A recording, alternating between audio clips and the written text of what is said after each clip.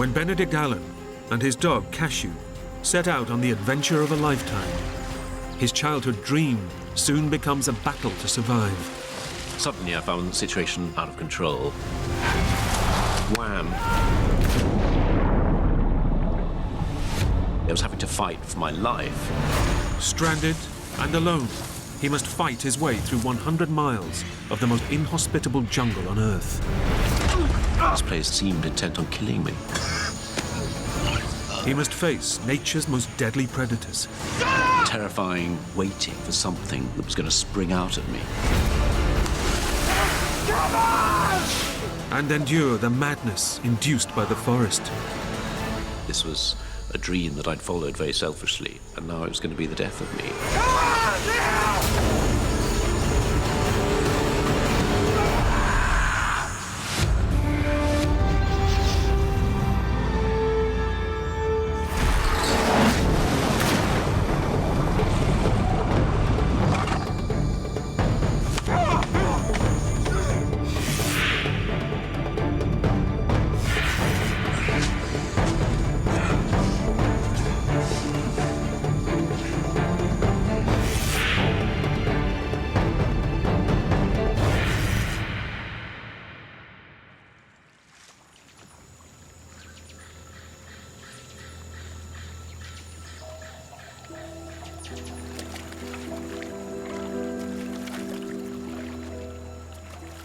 22-year-old Benedict Allen has always been a dreamer, and he's living his biggest dream yet.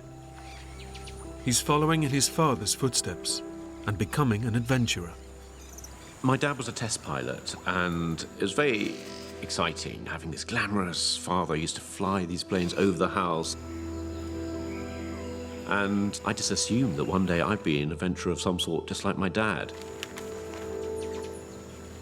I just wanted to be like one of those great explorers like Cook or H.M. Stanley or Livingstone.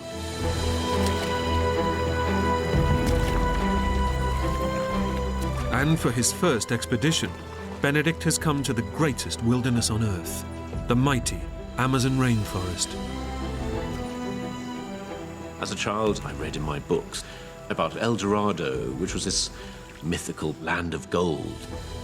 But no one found El Dorado, and I thought one day that would be my destiny.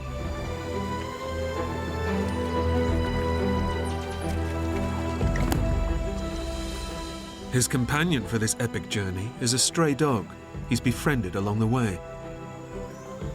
I was lonely, and that dog reminded me of my dogs at home. And I called him Cashew, which was Indian for dog. So he was simply dog to me. But he began to be more than a dog, he began to be my friend. Despite his youthful enthusiasm, this is Benedict's first major adventure. He's attempting to traverse over 1,000 miles of dense, uncharted rainforest. So he's relying heavily on 2 local guides to help him survive. They taught me how to feel comfortable in the forest, which to me was a confusing place.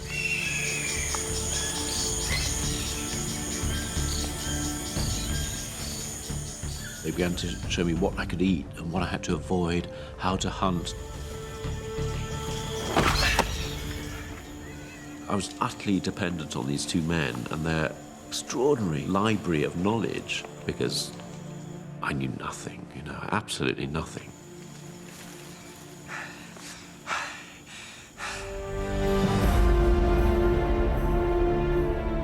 For 3 months, they head deeper into the vast rainforest and are nearing the supposed location of El Dorado, the city of gold.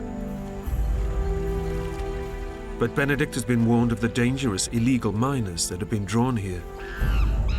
And there are troubling indications that they are not alone. The signs were ominous from the beginning. The water, just empty cachaça bottles. Cachaça's a sort of cheap rum. There was a sense that there were outsiders in the forest. I'd been warned that these were bank robbers, thieves, people accused of murder. They'd all headed off into the forest because here was a chance of making a quick buck. Despite Benedict's trepidation, they must find a place to camp, as night is falling.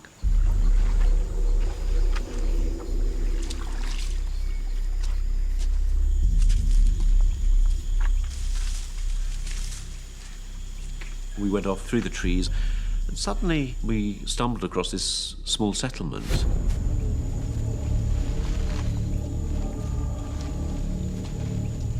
But whereas I was worried, my two Indian guides were absolutely entranced. I remember one of the Indian guides picking up a can opener and wondering what that was.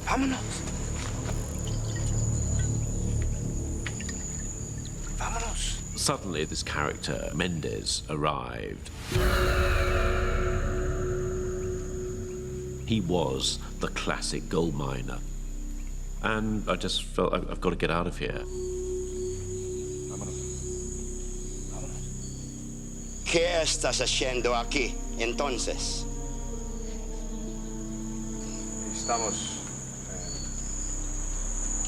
Estamos buscando El Dorado. ¿El Dorado? Estamos viajando al sur por la boca del Amazon. No, mi amigo. Si viajas para allá, muy peligroso. Los rápidos están lucidos, pero puede ayudarte. Mendez said to me, look, I'll be your guide. I'll take you down the river towards El Dorado. Furthermore, I know a track. You'll be able to walk from the river to the outside world. ¿Está bien? Divertimos. And I thought, well, maybe I've misjudged this gold miner. Maybe he isn't that bad. But I thought I should go along with this plan. I'll be heading in the right direction at least. Bien.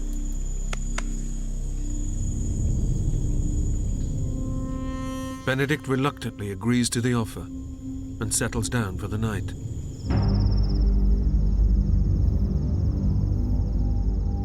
But as the night wears on, he has a growing sense that all is not what it seems. That night, I woke up in my hammock feeling that something was wrong. Just an uneasy feeling, and I remember thinking, I've got to check on things.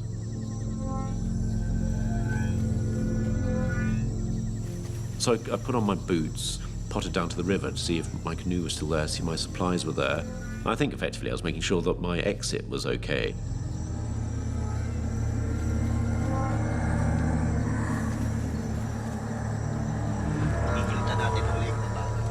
And I heard this conversation going on between Eduardo and Mendez, and they were discussing me. They were saying, why don't we go and slit his throat right now? Porque no rajamos la garganta ahora. Los indios que tendrán problemas si lo matamos. No. A ellos le dan igual.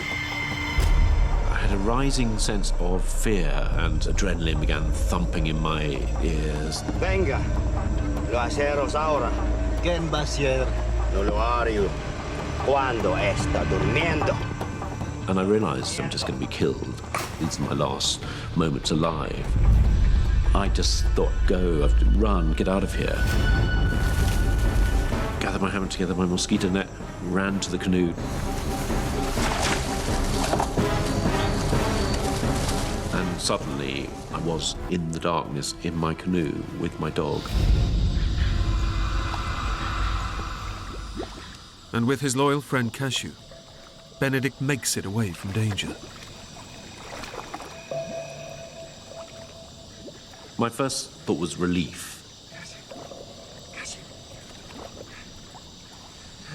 Then I had this terrible, dawning realization that I wasn't safe at all. I was surrounded by forest. It was the middle of the night, and I was very, very alone. Without his guides, Benedict is now stranded in over 2 million square miles of rainforest, with no one to show him the route out. I really was not at the end of a nightmare, but at the beginning of one. Cashew. Let's get out of here, boy. I paddled upriver for maybe an hour, and I thought, I'll just calm down, I'll just pull into the side.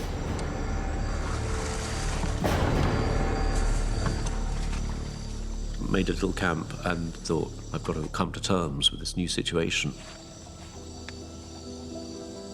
And the situation was, my childhood dreams were over. And I felt, I've got to get out of here, got to get out of here.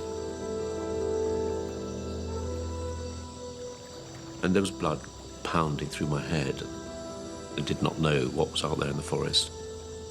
And I didn't know myself, really. I didn't know whether I had it in me to survive.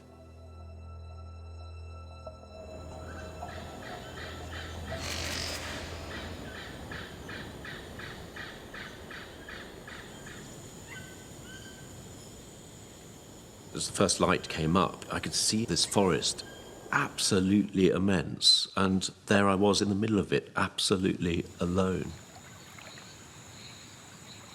It was terrifying that first morning.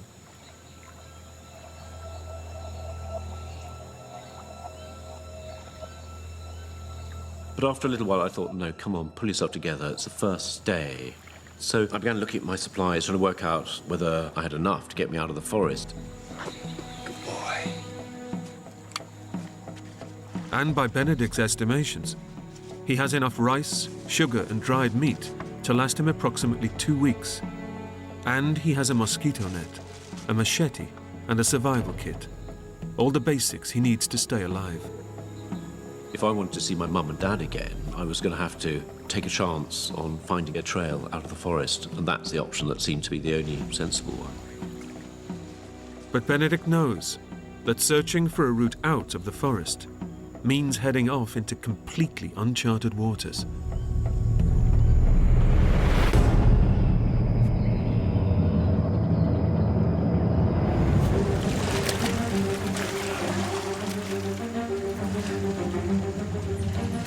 I was actually going into the interior. I was heading upriver.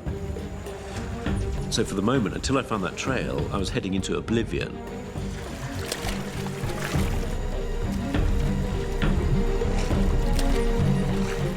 As I paddled away upstream, I was feeling more and more hopeful. Then, suddenly, there were rapids.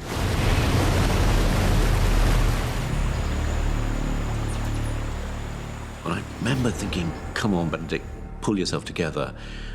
You've got to get out of here. Spent a lot of time dragging the canoe through the rapids.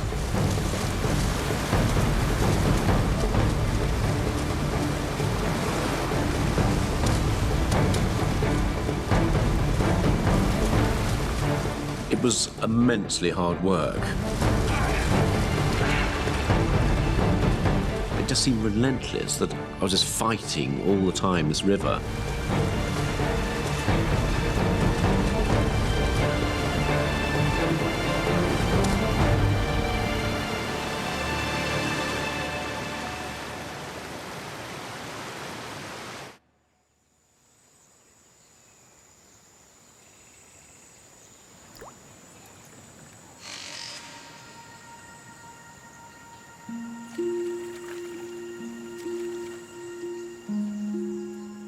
After 3 days on the river, fighting countless sets of rapids, the harsh reality is sinking in for Benedict.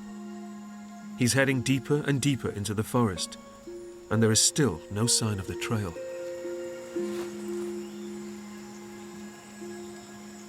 By the third day, all my early enthusiasm had drained away. I kept on thinking, how many rapids are there? They weren't marked on any map. It just seemed relentless.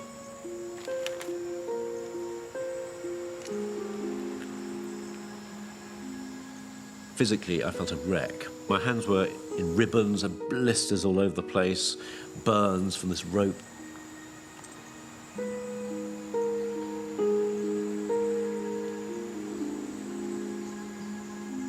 The big question mark was how long I could keep on going, and it wasn't that I was running out of food, I was just running out of belief in myself.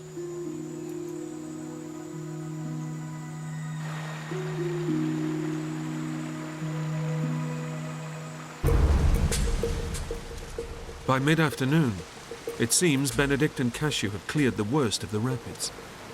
They can now continue to search for a way out of the forest. I remember starting to paddle my way into the clear water, but I hadn't quite got far enough. Suddenly I found the situation out of control. I started going backwards. It became absolutely terrifying. I realised that I was fighting for my survival. I had to keep this canoe upright. But then, wham! The canoe shattered with the impact. Everything now ended up in the water. The dog, the supplies, and me. It was a moment of absolute terror as I realised not only was I losing my possessions, but actually I was having to fight for my life. I was gagging on the water, trying to get my breath.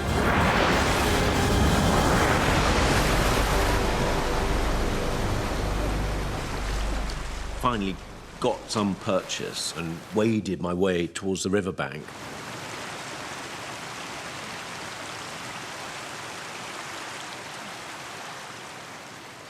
I remember just trying to take in the situation, and the situation was that I'd lost virtually everything I needed in order to survive, and lost my companionship, Cashew, the dog.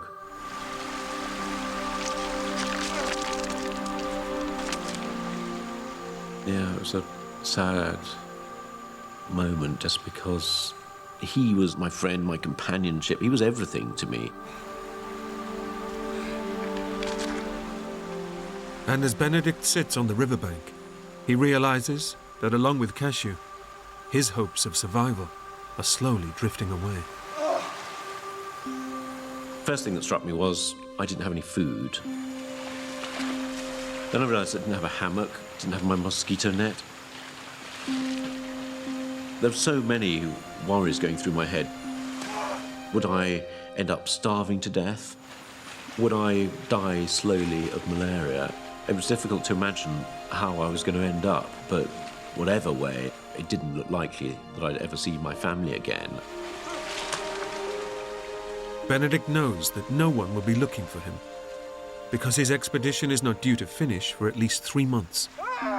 And with no food or medical supplies, he'll be lucky to survive a week.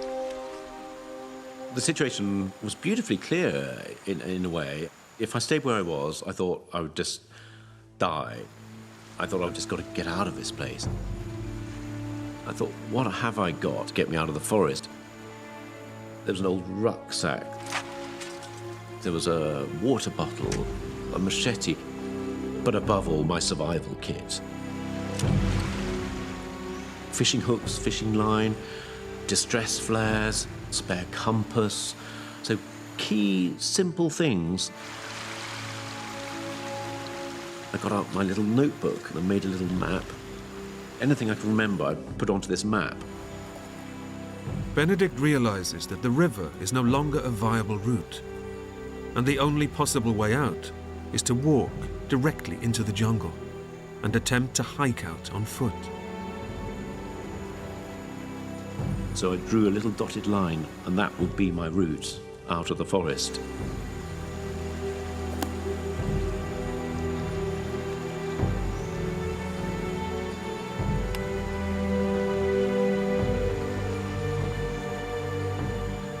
And it was a huge, huge moment as I walked away from the sunlight into the unknown.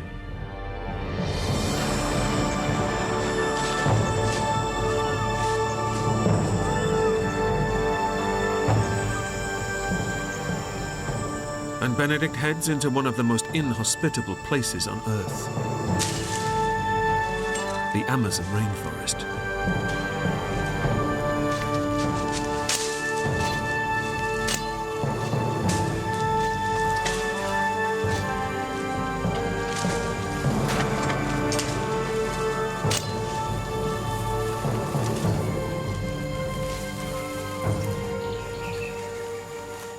The forest that I saw seemed a very different forest from one I'd remembered. very, very thick, difficult to get through. And so I thought, I've got to keep absolutely clear about what I'm meant to be doing. Benedict realizes that traversing this jungle will be a monumental task, so he'll have to use every last scrap of experience he has, if he is to make it through here alive. And I reckon I walked absolutely straight, maybe 100 miles. That would take me to the outside world. So I thought, I'm going to count every single pace. When I got to 100 paces, I made a little notch in a stick. And that way, I'd know that I was nearer help.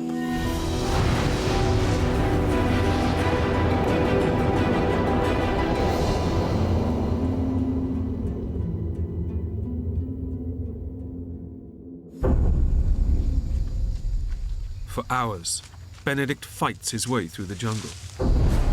But as night falls, he can go no further. And when the sun goes down, the searing temperatures plummet. So he makes a shelter, using a technique he learned from his guides.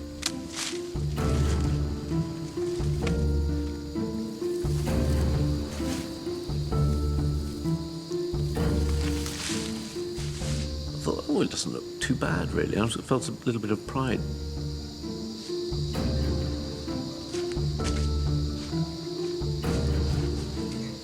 And then lay down and realised that I was wet. There's more dampness coming up from the ground. I lay there, sweating away, and then felt incredibly cold. The brutal reality is that Benedict isn't prepared for this at all. In the 100% humidity, he has no way of keeping dry or warm. And with his mosquito net gone, no way to protect himself against the deadly disease he fears the most, malaria. Then the insects started moving in, and a long night began.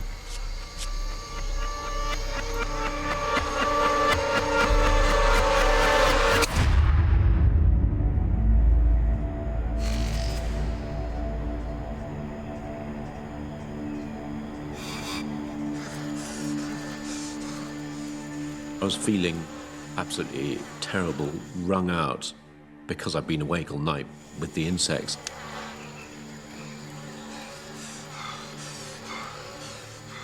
And I had to light a fire and dry out my clothes just to fend off this clawing wetness which wore you down. I felt very burdened by the forest. I just thought, I've got to get out. I've got to get out of this place. Benedict resumes his hike towards the outside world, but so far has only managed 4 of the 100 miles he has to traverse. It's been 4 days since he last ate, and he's beginning to weaken. I was starting to feel hunger pains. And I knew that unless I sorted out some sort of way of getting food, I was just going to die of starvation. I started to think how I could get nourishment from this place that seemed intent on killing me.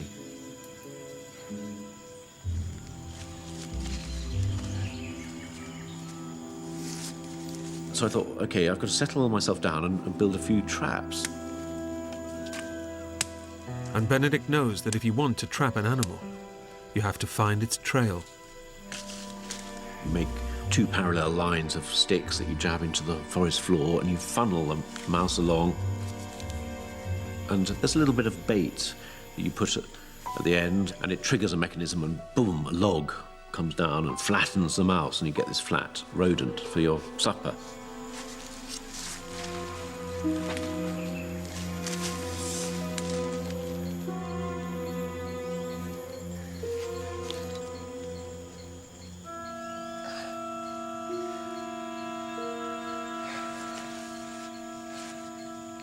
It's so time-consuming to even fashion these things, but waiting for an animal to come along, I found absolutely exasperating.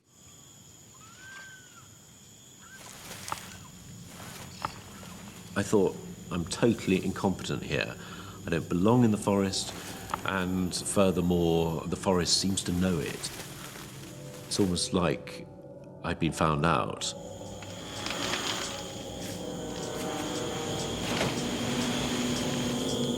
Every species here has learned to survive, and those that aren't good enough die.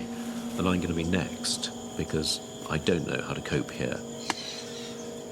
I can't even make a simple trap.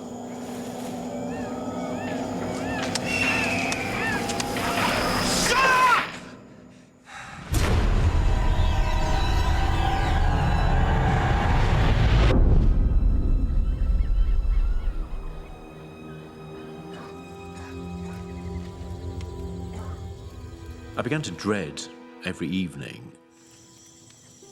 It was a question of trying to light fires, and I had to find water to boil so I could drink it.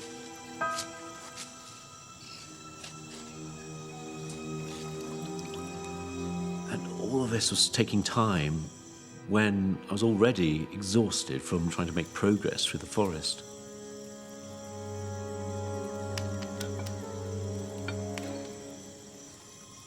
I used to dread the loneliness of night and wish for the morning again, but in the morning, no relief.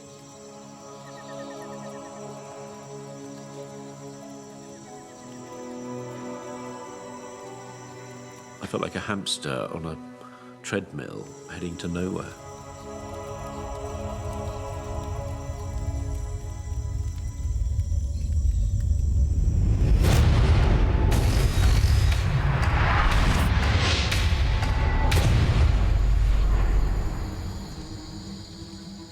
Benedict has managed to fight his way through 25 miles of jungle, a mere quarter of the distance he believes he needs to travel to reach the outside world. The only food he's eaten are the tips of ferns, but it's not enough, and he's beginning to experience the first effects of starvation. My hunger was really bad. I felt weak. I was doing less and less miles every day and feeling more and more confused. And weakened by hunger, his body is becoming too frail to withstand the jungle's constant onslaught. Insects were more of a problem, and so were the bites. Some of them were starting to fester and weep. All of this was sort of visible evidence that I was being attacked.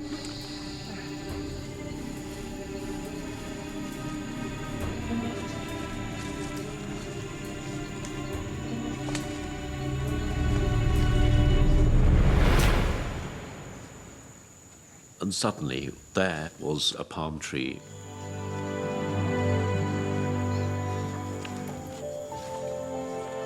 It was a Malaria palm.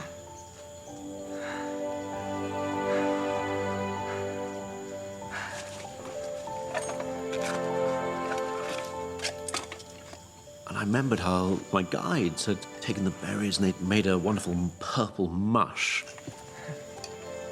Suddenly I had all the energy in the world because I saw hope now.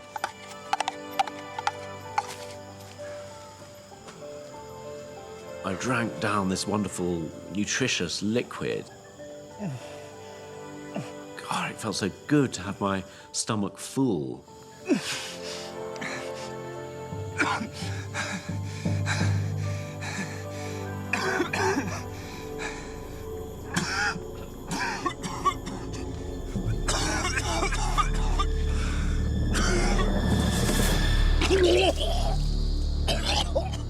Benedict is so weak that his stomach is unable to digest this rich berry pulp.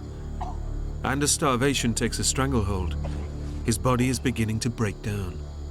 It was a terrible situation because on the one hand, I could eat, but if I did eat, I'd feel more sick. It didn't seem to be solving any problem, and it was a sort of hellish situation.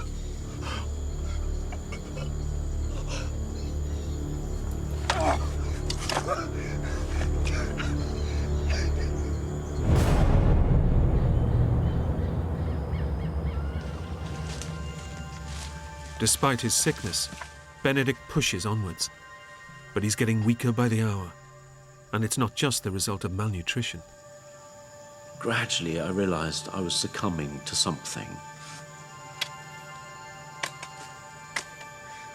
Sweat was becoming more and more obvious to me. Looking at my hand, I'd see it shaking and shaking.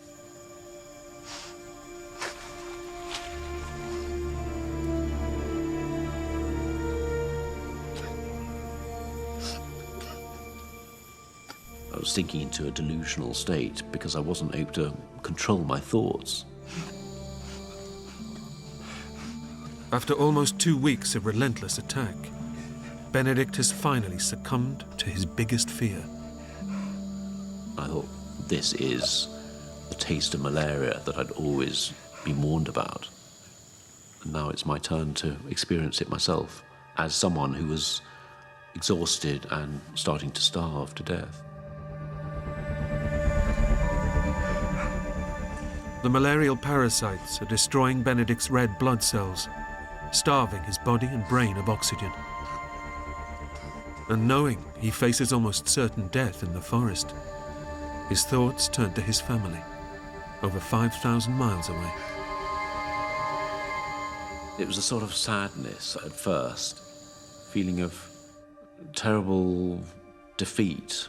I thought no one's going to be able to imagine what my last days were like. I had a feeling also of disappointment. I'd beat my mum and dad. But the truth was, this was a dream that I'd followed very selfishly. And now it was going to be the death of me.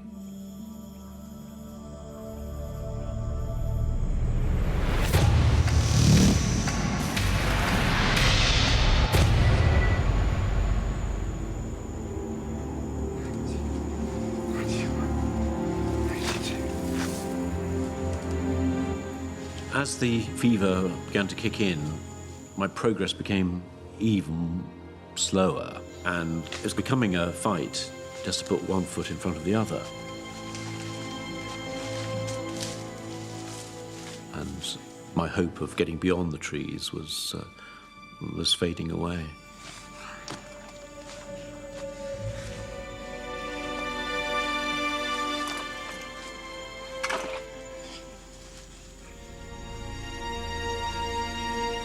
Suddenly, I had this feeling that there was something out there,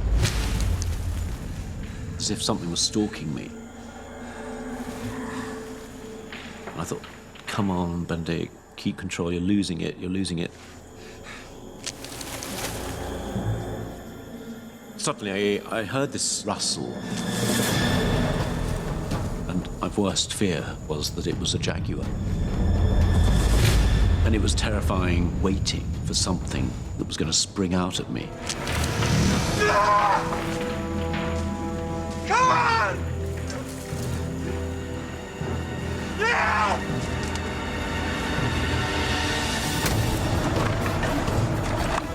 I fired off a couple of distress flares. Bang, bang. Come on!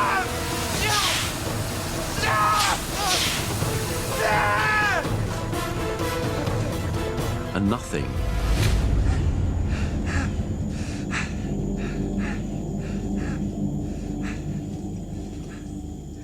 And then I heard a whimpering sound.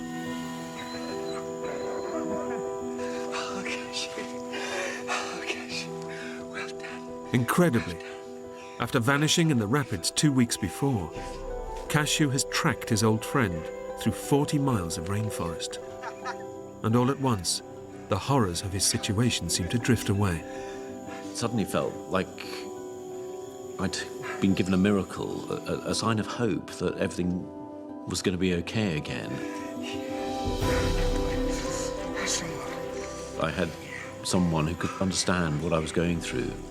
That restored a lot of myself somehow that I'd lost, that had been taken away by the brutality of the forest.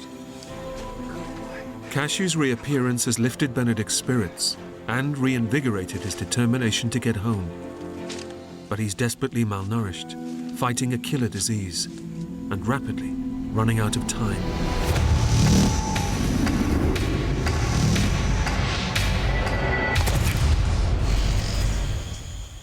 Now, I was 3 weeks into this trek, 3 weeks of really hardly eating anything.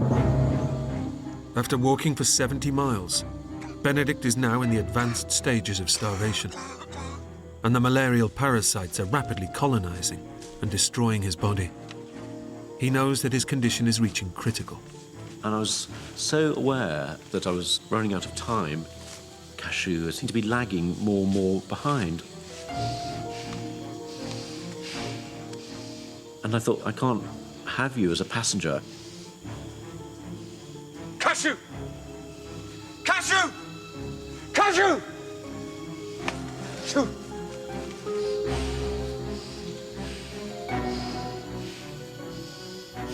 I began to think, hold on, there's all this flesh on you.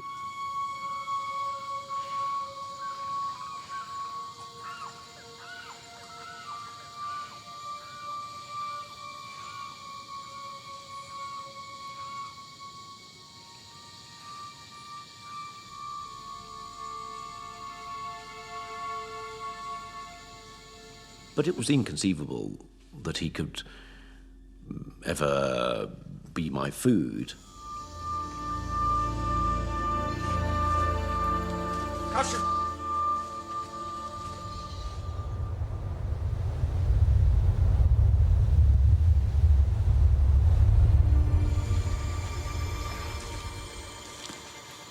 As the day wore on, I began pining for water, and I realized I wasn't just starving, I was dehydrated. Benedict's life is now hanging in the balance. The combined effects of starvation and malaria mean that he must take on more and more fluid, but it's becoming ever harder to find. And whereas a normal person can last 3 days without water, in his condition, he won't last 24 hours. I was desperately licking leaves, I was licking stones just to get a bit of water into my system, just to sustain myself.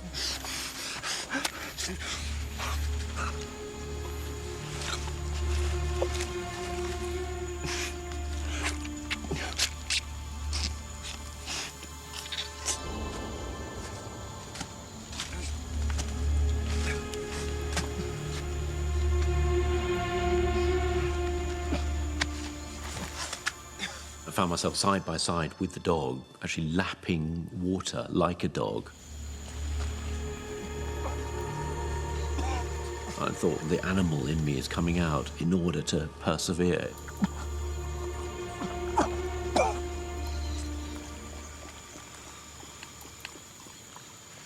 Become like you, Cashew. I was in a desperate state.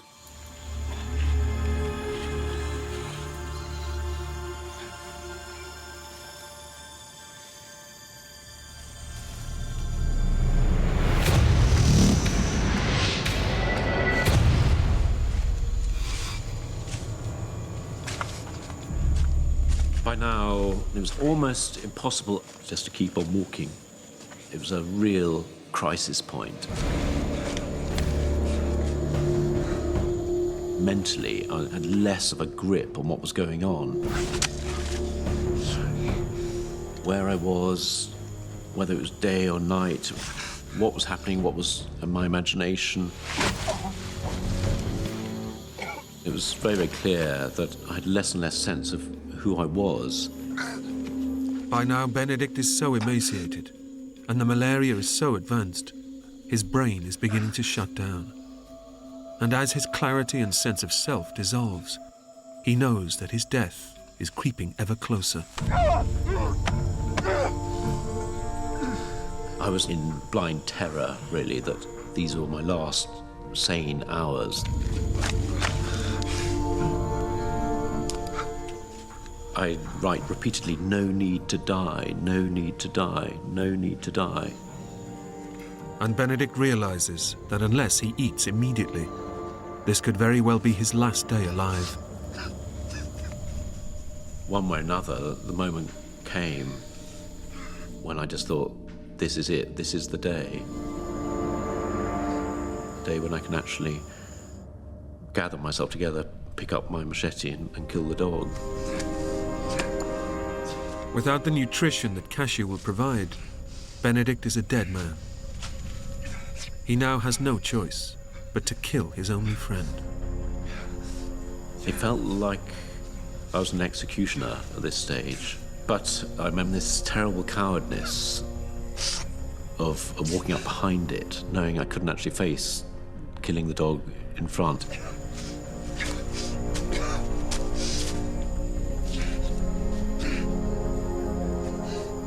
I struck it a blow on the head from behind.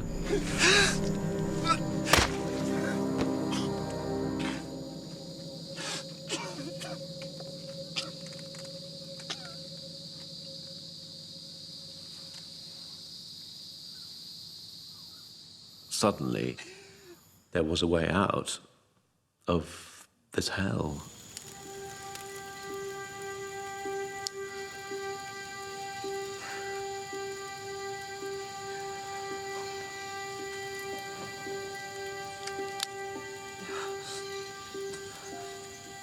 For now, I'd concentrate on the most nutritious parts, the kidneys, the liver, heart, and I put them on the fire.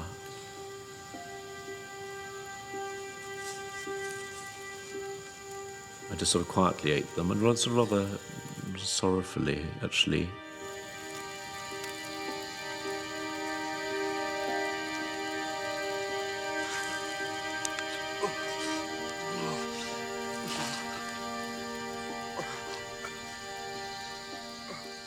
But Benedict cannot ingest the meat. The malaria is making his stomach reject anything he forces into it. And the realization dawns. He's just used his last chance.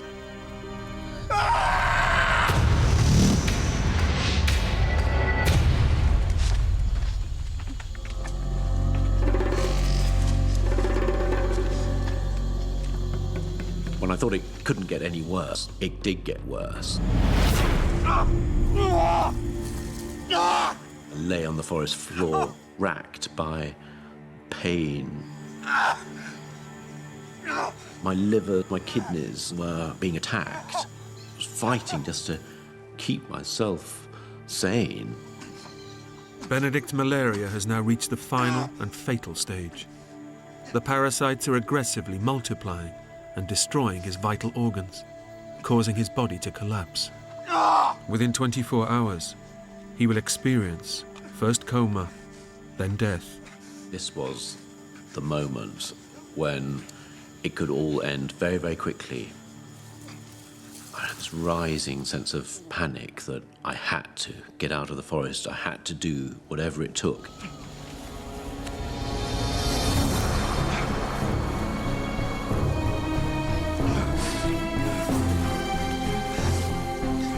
Whatever happened, I had to keep moving.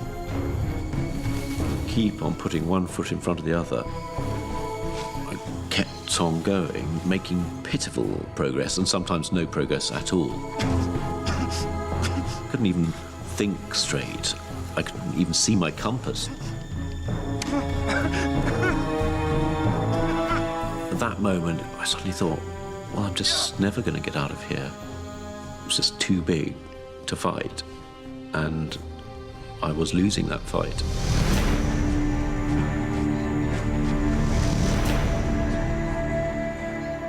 Benedict simply cannot go on. He's just too weak, too ravaged by disease. It was a terribly lonely moment, thinking this is the end.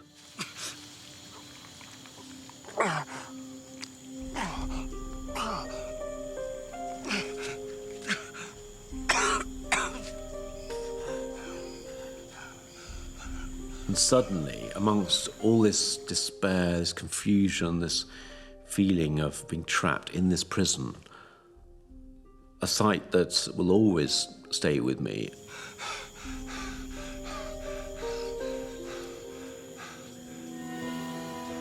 I saw this cut branch.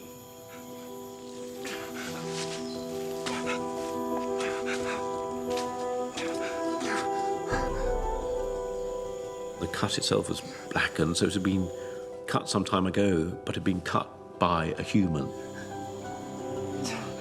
And I realised there was actually quite a few of these branches. This was actually the edge of the outside world. I started investigating, and there was a trail.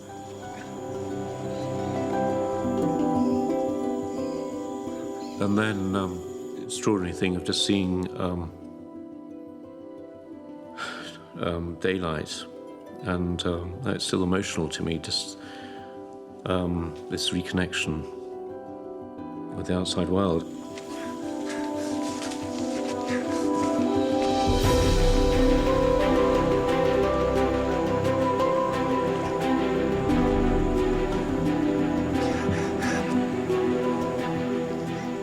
The one thing I've been looking forward to, praying for, imagining, was suddenly there, and it was absolutely overwhelming.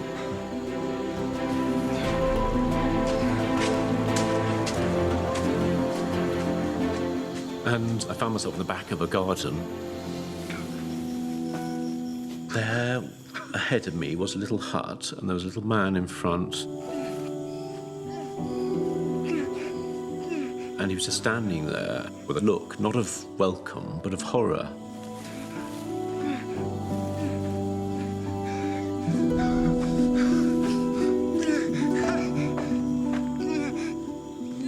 And that was my last memory.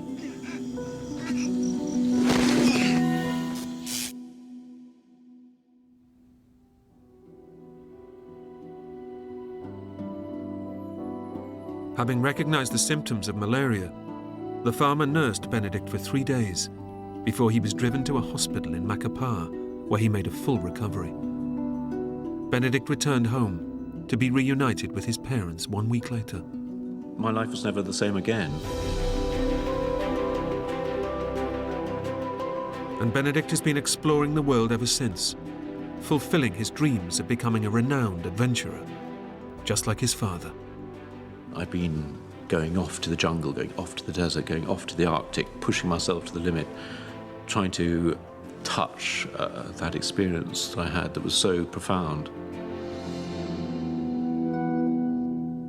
That has always haunted me, and it's something that'll always be with me, and it's steered the rest of my life.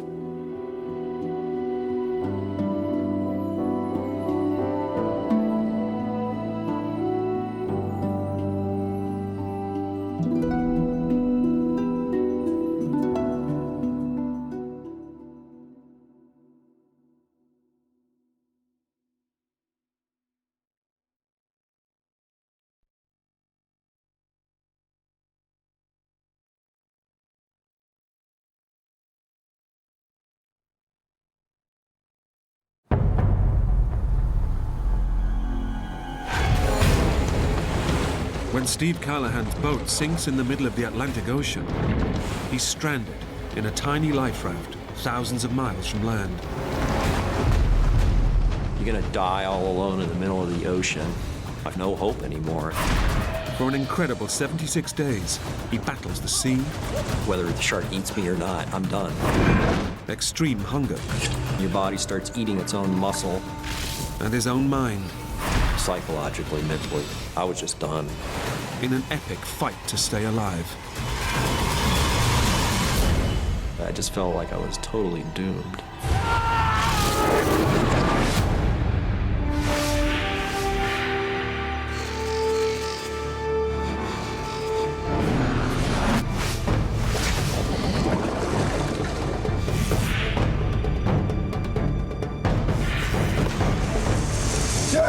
I'm here! Help!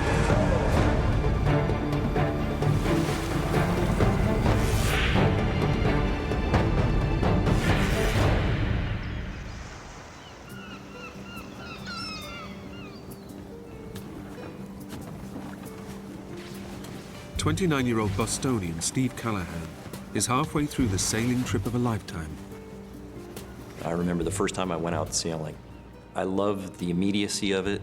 You can go off and have an adventure. He's already sailed from the USA to the Canary Islands and is now heading off on the 3,500-mile return leg back across the Atlantic to the Caribbean. Testing? I figured on the very outside it would be a month to get to the Caribbean, but I'd probably make it in a few weeks.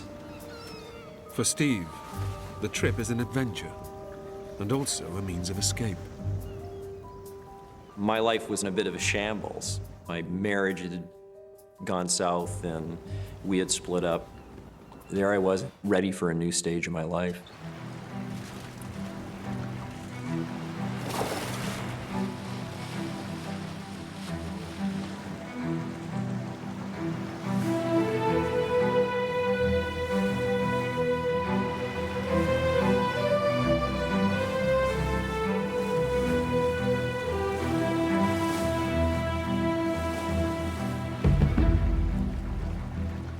Steve is hoping that isolation on the open seas in his self-built boat will help him leave a difficult year behind.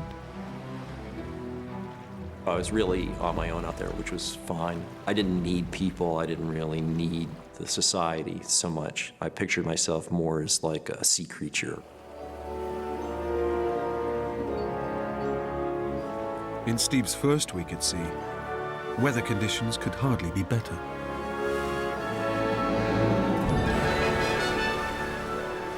When I left the Canary Islands for a week, I had just the most idyllic sail. Everything was just beautiful, and I'd listen to my radio and play the boat like a drum. Do my exercise. I had this whole exercise routine on the boat. It just felt completely at home there.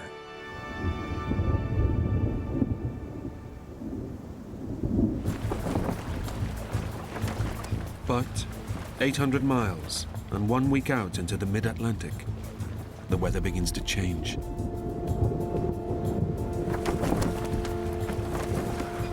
The weather just started turning dirty. It was probably blowing 35 or so knots.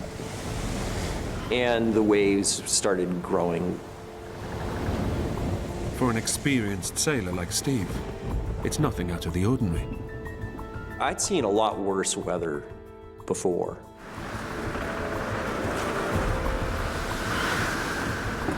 And so I figured, well, it'll probably be a day or two and this will scoot by. And I wasn't worried. Everything was fine.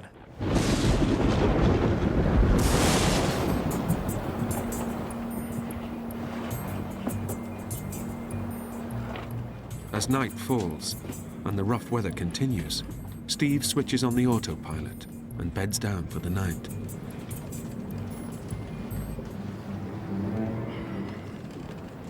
People think that sailing is a very quiet undertaking. It's not.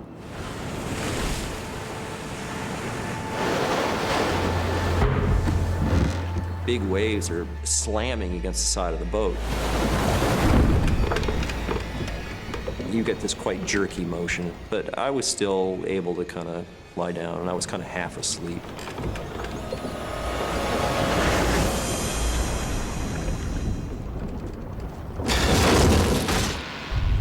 All of a sudden, there was this big bang on the side of the boat.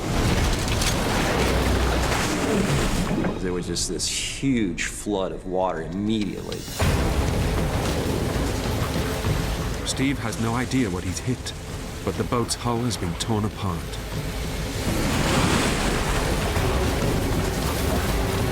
The water was rising very, very quickly. Within seconds, the water is above his head. I just thought, this boat is going to be underwater. I'm going right to the bottom.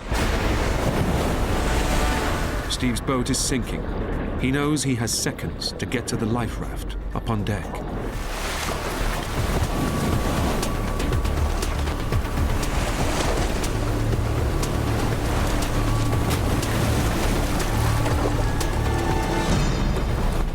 So I yank on the line, and the line keeps coming out. No, nothing. It just didn't work at all.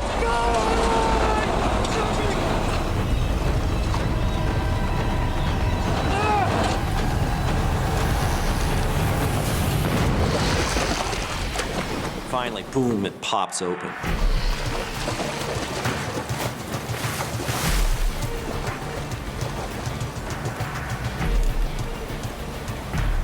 Steve makes it to safety.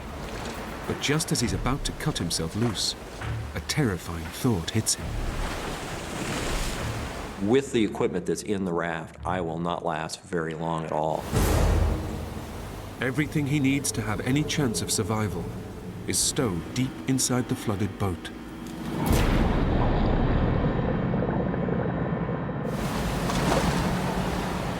It was essential that I go back on the boat and dive down and get equipment.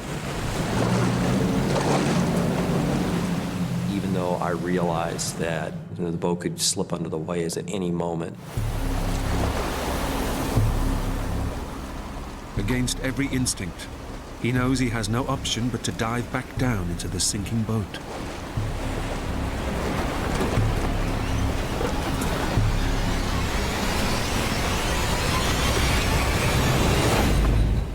It was all dark in there, so I couldn't really see anything. I could feel the ditch kit. It was tied down, and I started cutting away.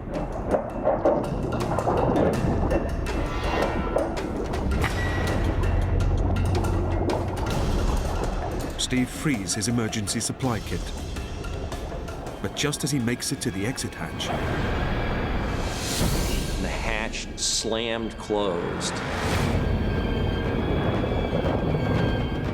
The boat's covered with water. I'm going down. I thought that was it. If I don't get out of here right now, I am going to die. There's 100% certainty of that.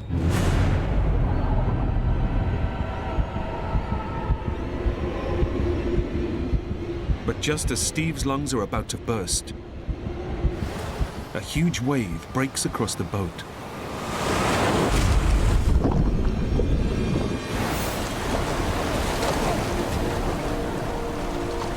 All of a sudden, there's air. It was a huge, huge relief. With only seconds to spare, Steve escapes, clutching his vital emergency supplies. I jumped into the raft and I saw that I was drifting away from the boat. Steve can only watch as he drifts away from not just his boat, but also his dream.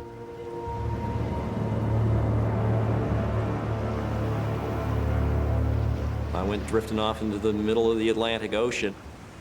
It just was kind of devastating.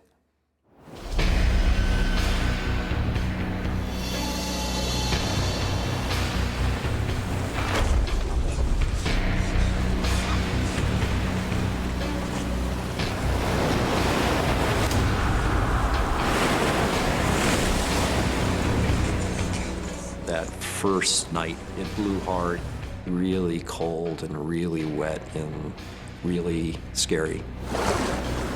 I was shivering a lot and I was worried about dying of hypothermia. I might not make it till the morning.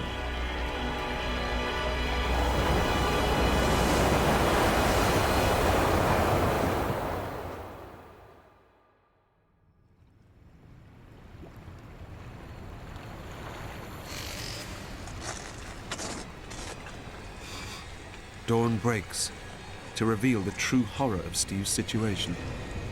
His boat is gone, and he is alone in the middle of the Atlantic.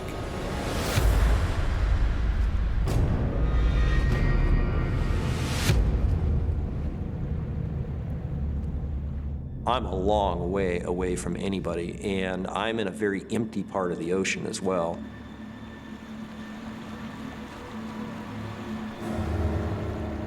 I am just this teeny little thing surrounded by this immensity of sea. It was kind of overpowering. Steve has no means of communication and knows that no one will be looking for him. I told people at home, I gave them 5 or 6 weeks after I left the Canary Islands as being, don't worry about me if I don't show up this time. Steve calculates he's 1,000 miles from land and completely at the mercy of wind and currents as they push him further westwards, out into the ocean. I was in a place where there was basically no shipping, and I really needed to get to the shipping lanes to have any chance of being picked up at all. Steve estimates that the shipping lanes are 350 miles further west. But even if the winds still push him in the same direction, it will take him at least 2 weeks to get there. And he only has a tiny supply of emergency drinking water. I was worried. I had 8 pints of water, which theoretically was good enough for maybe 8 days. Without enough water, he has almost no chance of making the shipping lanes alive. It's a great irony that the world's biggest desert actually is the ocean. You can't drink any of the water there. There's no shade, and my chances of survival were almost hopeless. Along with a harpoon and a few other supplies he rescued from his boat, Steve discovers 3 emergency water purification kits, known as solar stills. The solar stills that I had were created during the Second World War for downed pilots. I never knew anybody who'd actually used them before. I've got 8 pints of water. It's over 2 weeks before I reach the shipping lane. So the solar stills were absolutely critical to any long-term survival. Steve fills the still with seawater, knowing that the heat of the sun should separate the salt from the water.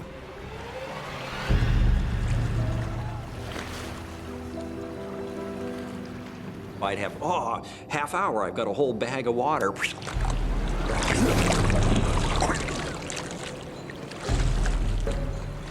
I kept trying them again and again and again. Steve cannot figure out how the solar stills work. It's seawater. It was just seawater. It just didn't work at all. And now he faces his first full night adrift in the ocean.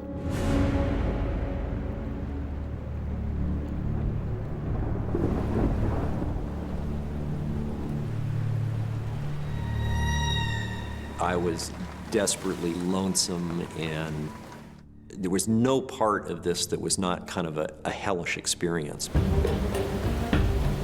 Steve knows that it's essential he solves his drinking water problem, and the storm gives him an idea.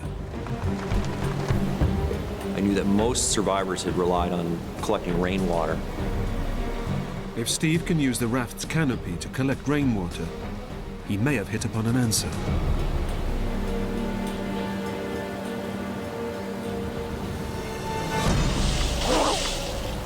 It was pretty much like drinking somebody's vomit. It was just so awful, it was undrinkable. The orange pigment from the canopy contaminates the water. I decided I'm never going to drink the water off the canopy. It was just too dangerous.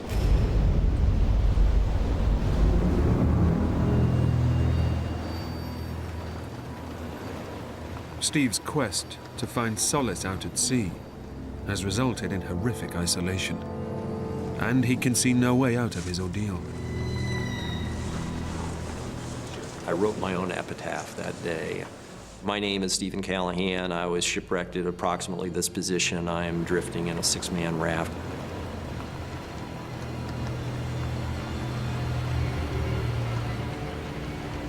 I'm doomed. I just felt like I was totally doomed.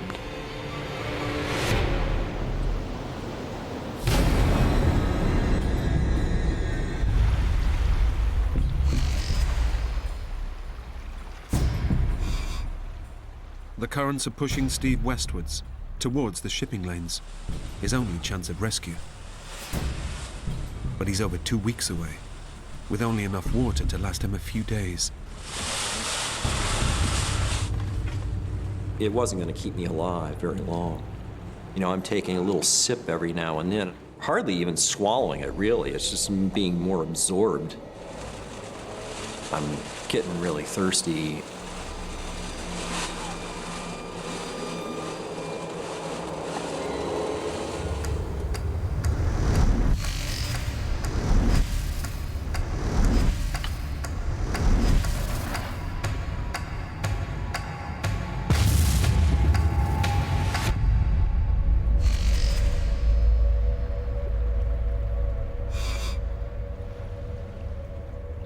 Steve ekes out his supplies for a whole week, but knows his only hope are the solar stills.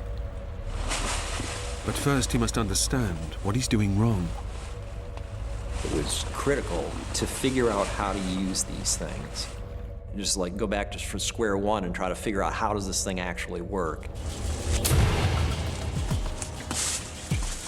It's a drastic step, but he decides to rip one of his 3 precious stills apart, in the hope that he can work out how to make them produce fresh water.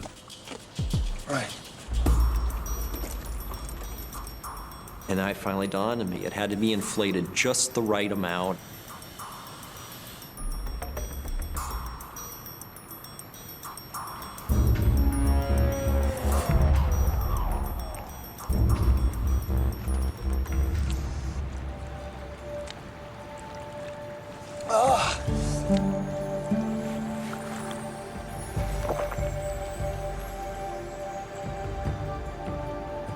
To get the solar still to produce, I'm talking a spoonful of fresh water was like the hugest high I could possibly have.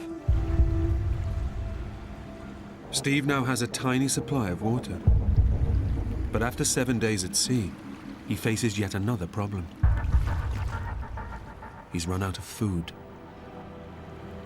I was really hungry, just like really struck me how desperate I had become. There's no way I'm gonna live out here.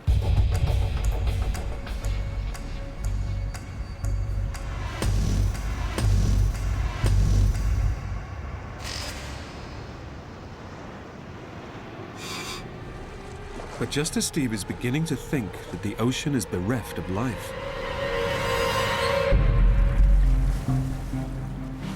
Immediately, my heart kind of jumped in my throat.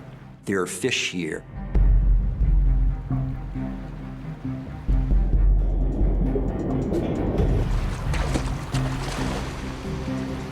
I knew right away that if I'm fishing with a spear in an inflated raft, I'm taking a big chance here.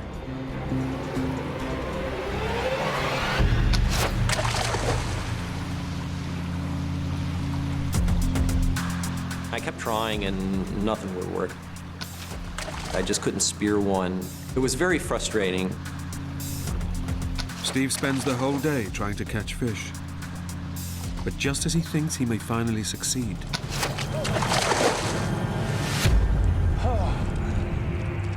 the firing mechanism on his spear gun breaks.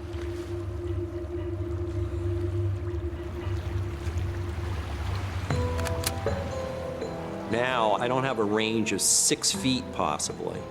I have a range of about 18 inches.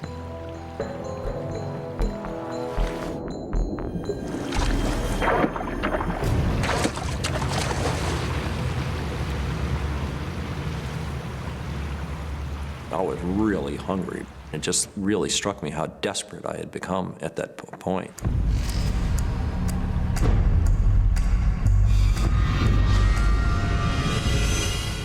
For days, Steve continues to try and catch fish, but to no avail.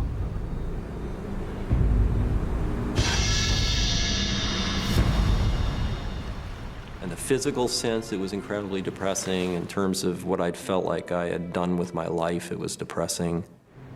It was the most hellish time in my life.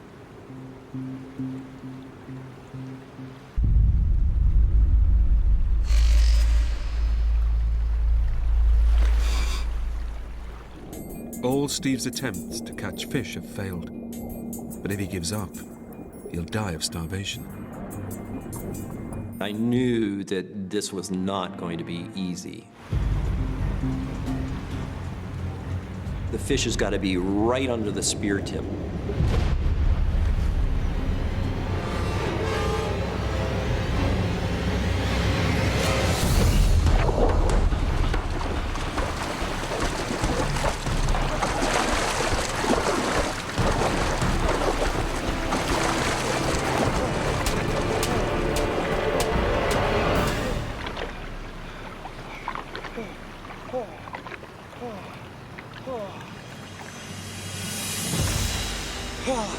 Yes!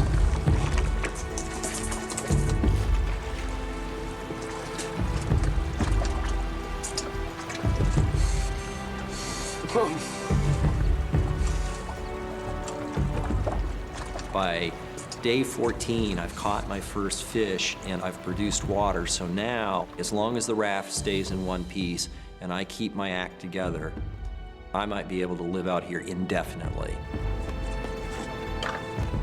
For the first time in 14 days, Steve has a sense of hope. But the vast and deadly ocean is not about to let him rest.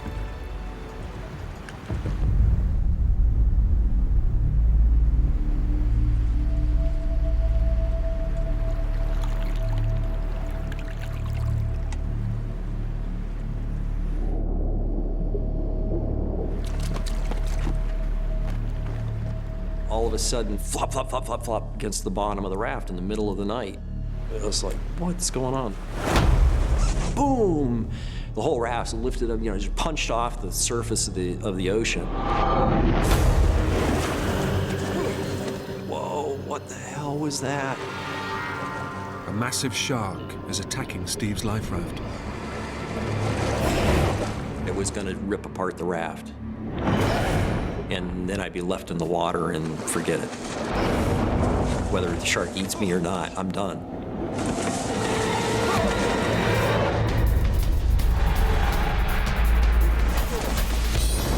I was so freaked out about it. I thought for sure that was gonna be it. I was being attacked. This thing was really whacking away at the raft.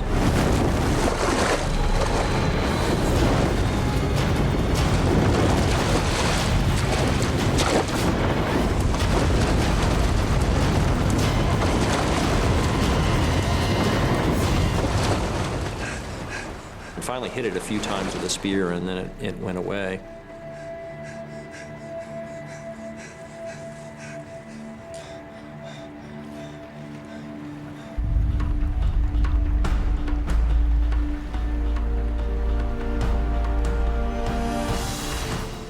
There's a ship right there on the horizon right in front of me. And I thought, this is it.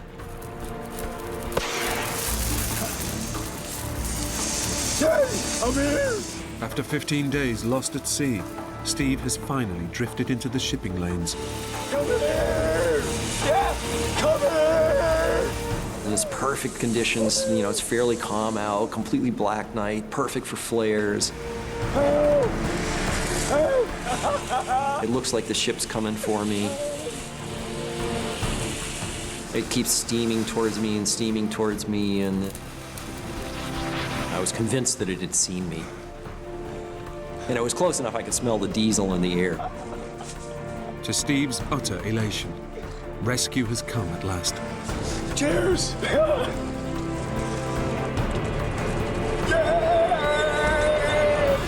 And then just goes right by me.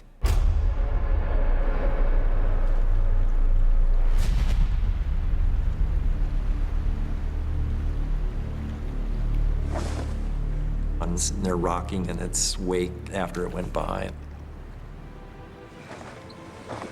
I was most disappointed in myself because I knew that was probably going to be the case with the ship. It's really, really hard to see something at sea, even if you know it's there and you're looking for it. So if you're not looking for it, it's really hard to be seen. Steve is once again left alone in the ocean. But at least now, he has the real hope of being spotted by passing ships.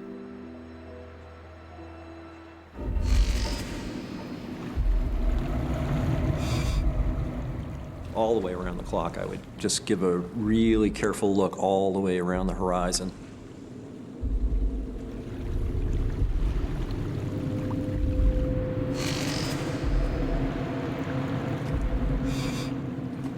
Every morning was a bit of hope, and then every afternoon was like the depths of fatigue and despair.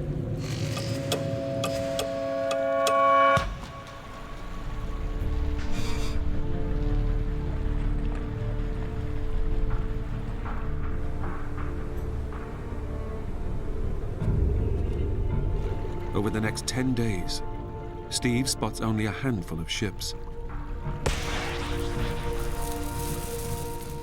they all sail by. I've seen ships, I've signaled them, nobody stops and picks me up. Steve slowly begins to realize that the shipping lanes are just as empty as the rest of the ocean. Having that whole fantasy blown to hell, basically, was definitively the hugest down.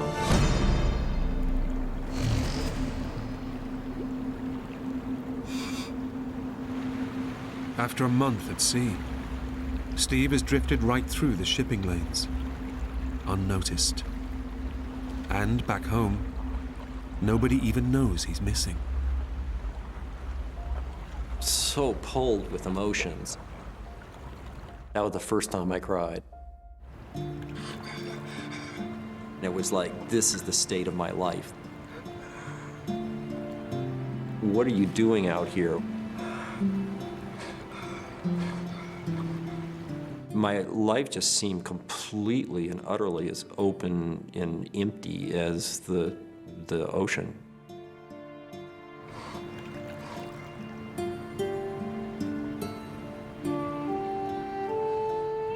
Steve has drifted an epic 700 miles, but now faces a devastating new reality. His next chance of rescue won't come until he reaches the Caribbean, another 1,000 miles away.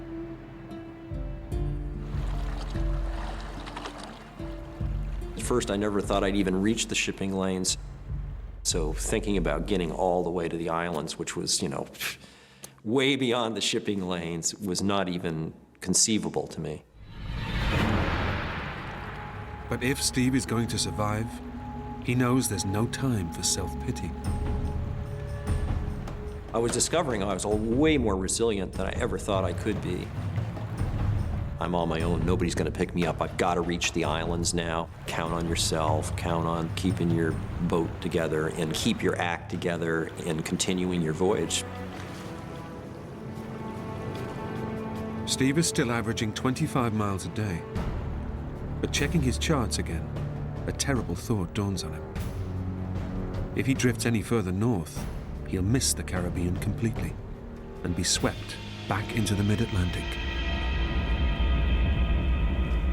I would have been in a voyage of indeterminate length, years possibly. It'd be a total disaster.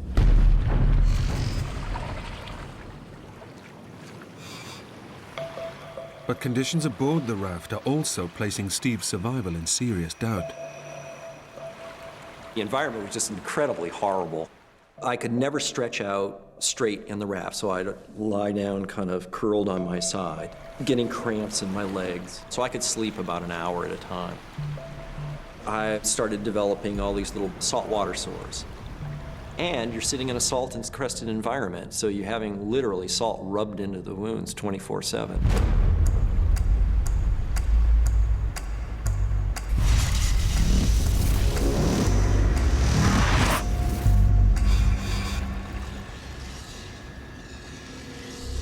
Steve now drifts into tropical waters, and it's getting hotter. His body is desperate for more water than the 2 remaining solar stills can produce. The dehydration is just agonizing.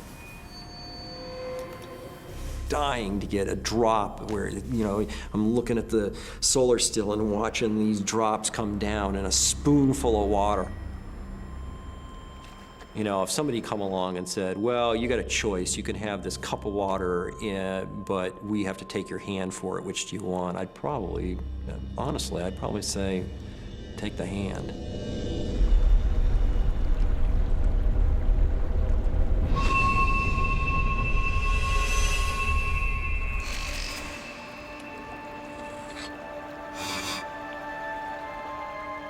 Steve is also increasingly ravaged with hunger. I was starving all the time, and your body starts eating its own muscle. As a result, I was getting skinnier and more desperate. There's just this great emptiness that can never be filled up.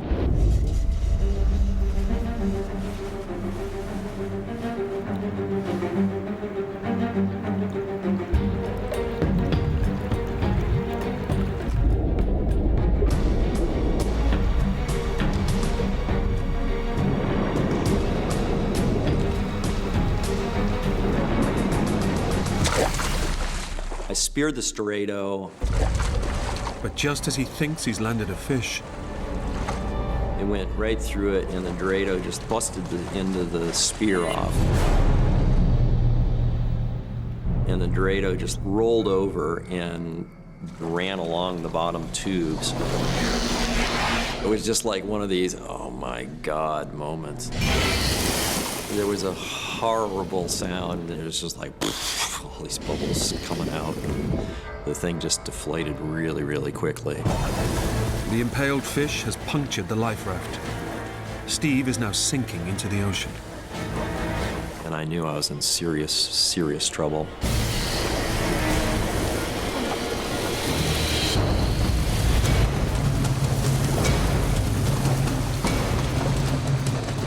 Pretty short order. The whole bottom tube was completely deflated. It ripped a hole about that long in the tube. I thought that I could go indefinitely as long as the raft was in one piece, and now the raft isn't in one piece anymore. Maybe this is going to be the end of the line. With the crucial bottom ring of his raft damaged, it is now too unstable for Steve to fish or collect water. It was like I was walking in rubber quicksand. Plus, it's not really drifting very fast with the wind. So I'm not going to make it if I don't find a solution. I kept getting a repair on there, and I wound stuff around it really tight, and I'd pump it up.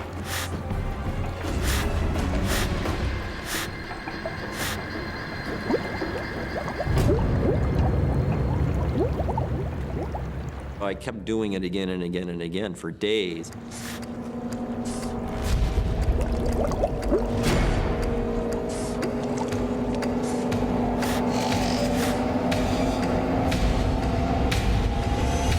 Please.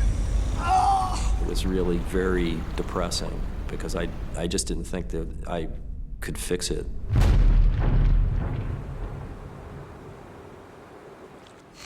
Steve knows the punctured raft is a disaster. He's going slower, wasting precious calories pumping it up, and now faces an even bigger problem. I started consuming both water and the fish that was hanging to dry. I was unable to renew that stock while the bottom was deflated. I imagine it wouldn't have been a whole lot longer before I would have died.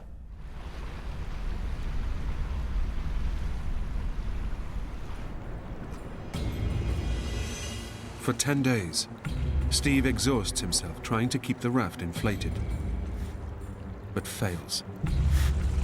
After battling to stay alive for so long, it's the final straw. I was absolutely beat. That was it. I gave up. I just laid down. I was like, I just totally broke down.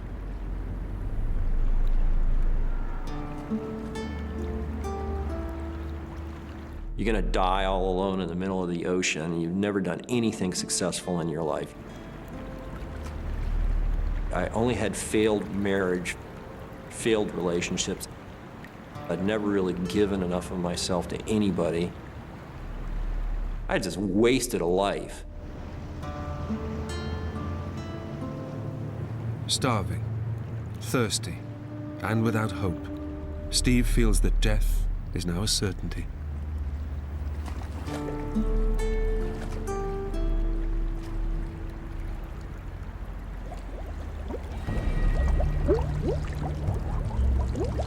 And then I got scared.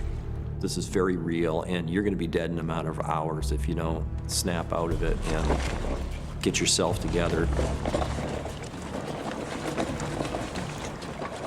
In a final act of desperation, Steve searches for anything that might save his life. And it just, something happened, and it just clicked, and I go, oh yeah, the fork. Steve hopes that a fork might just be strong enough to secure a patch to the raft.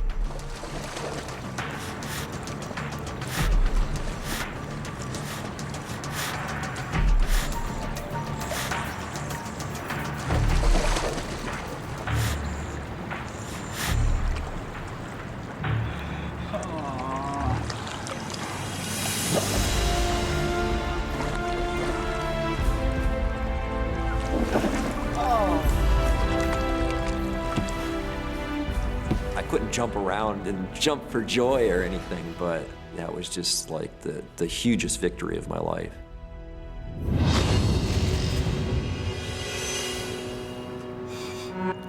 But Steve's elation is short-lived. His supplies have virtually vanished. He's still hundreds of miles from land, and his body is desperately weak. Well, yeah, I got out of that, but now what? I'm still doomed. There's a day off your life. There's another day off your life. I really didn't think I was gonna make it.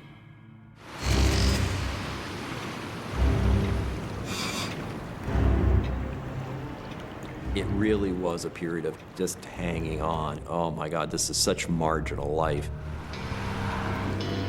Looking at my watch and thinking that minutes had passed, looking at it again and it being like 30 seconds had passed. It was like, it just seemed to drag on a really long time.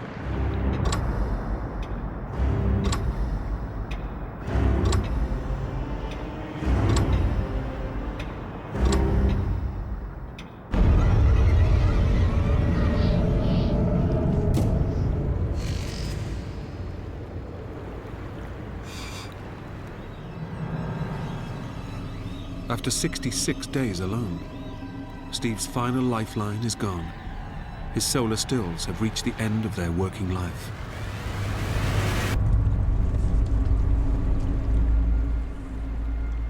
The cloth on the bottom is rotted out. It's going to be totally useless. There's no way to repair it. His only means of producing drinking water is now gone. I just figured this really is it. You know, I have no hope anymore. It was ending.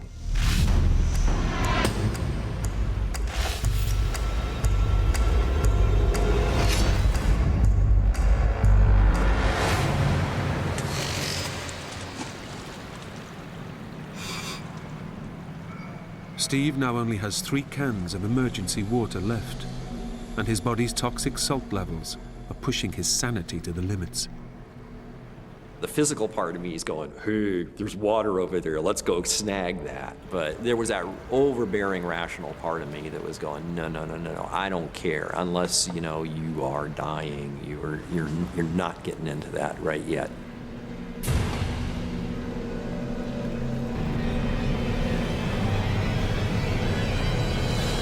This is a view of heaven from a seat in hell.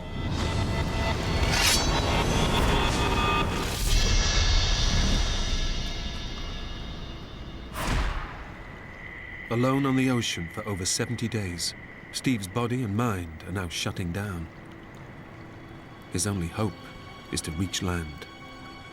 I expected to see the islands like days and days before now.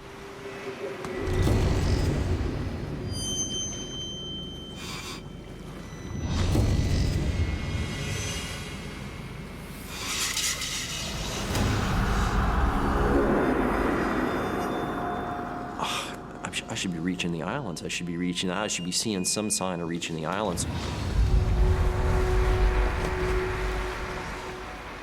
But then Steve has a shocking realization. If he's miscalculated his position, currents will sweep him back into mid-ocean and certain doom. Maybe I'm way north of the islands, next stop England, you know, 8 months from now. So that was tough. I was very worried that I had screwed up and I wasn't going to make it. I just don't know anymore.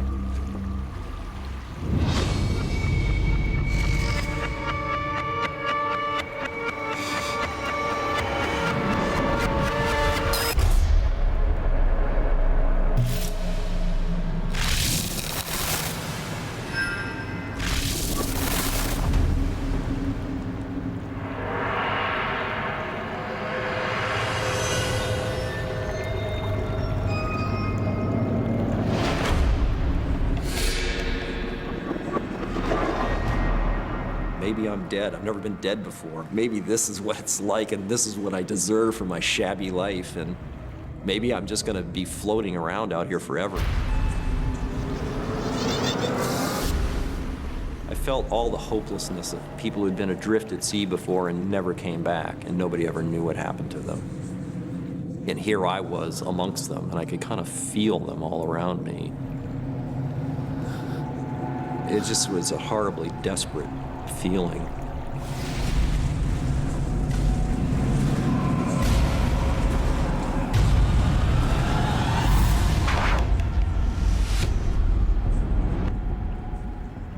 It was over. I was just done. I had no more to give.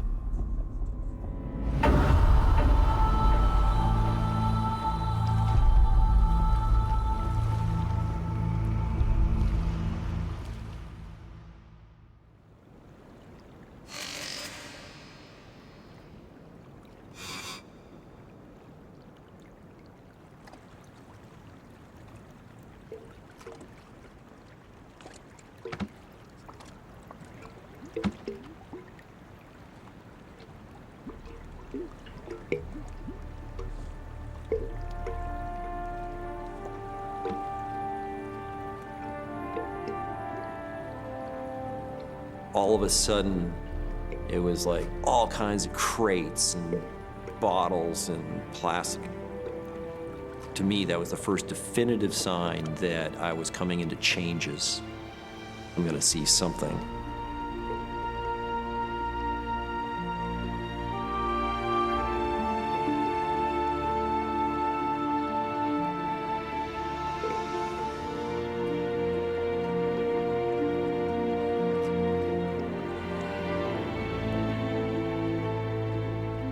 The sun rose. It was like, pff, there's an island in front of me. I couldn't have been more than 10 miles out.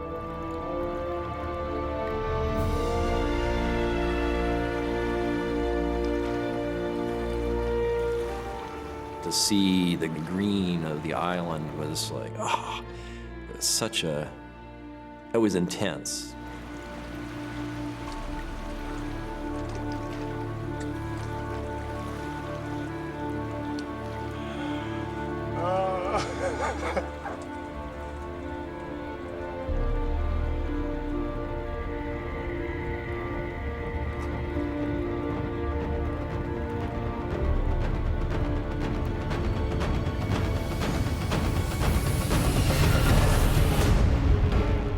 But to his horror, Steve realizes that the island is an impregnable fortress of vertical cliffs and razor-sharp coral reefs. Oh my God, I've come all this way, and there's no way I can make a landing. After enduring so much for so long, Steve can't let salvation slip away from him at the final hurdle. This voyage is ending today. No question about it. One way or the other, this is going to come to an end.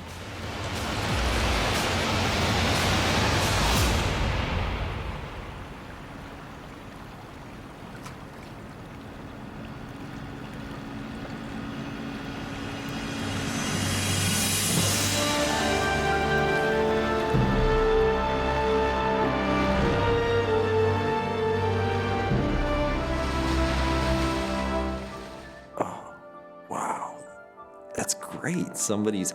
I couldn't believe somebody was actually out there.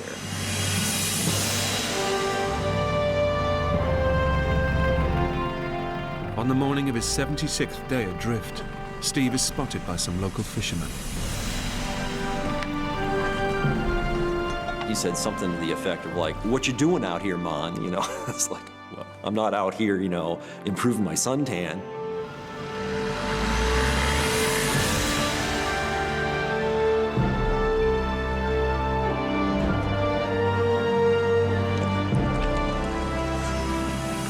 My senses were like plugged into an electric circuit somehow. They were all amplified so that every color was like really, really vibrant and every smell was really, really intense.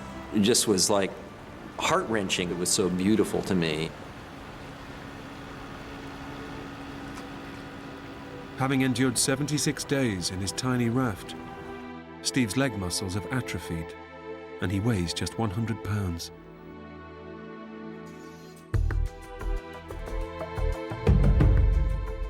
After 6 weeks in the hospital, Steve is reunited with the parents he thought he'd never see again. The small island of Marie-Galante, where he's found, is just 60 miles south of his original destination, Antigua.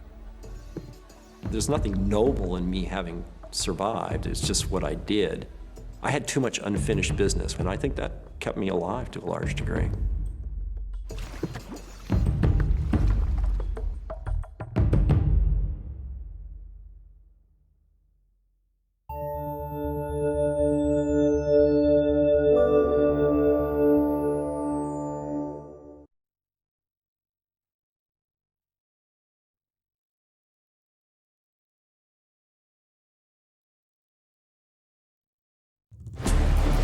Two childhood friends on a dream holiday, fishing with a guide in the Sea of Cortez.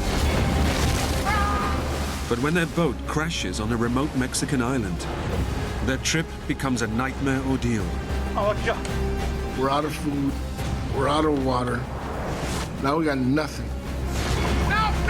Exposed to the harshest of environments, these self-proclaimed city boys must rely on each other to survive.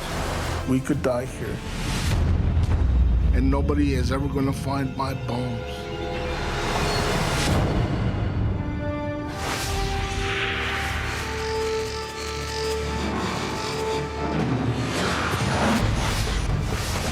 Jump! I can't do it! You get over here! Jump now! Get him up! No!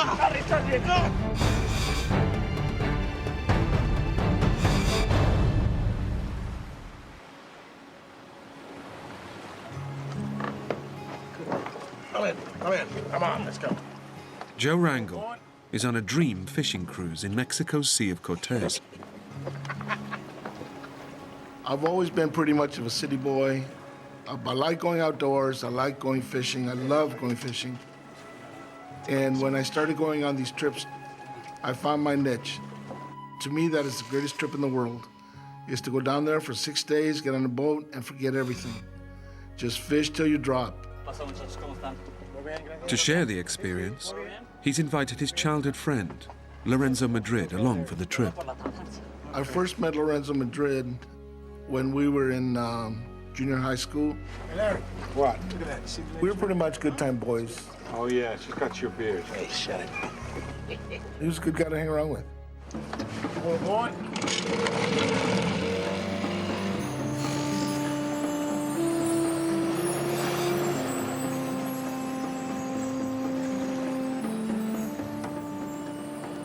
The men are based on a tour ship anchored off Guardian Angel Island, 20 miles from the Mexican coast. The east side of the island is popular with fishing tours, but today their local guide, Pepe, is taking them to a remote cove on the more exposed western coast. It's quiet, it's desolate, you're all alone. She comes, come on. It's like fishing nowhere else in the world. Yeah. Oh, my God. It's fantastic. I can't believe it. Look at that, Joe. Try another lure. Get out of here. You think I don't know what I'm doing? Well, how many have you caught today? Nothing.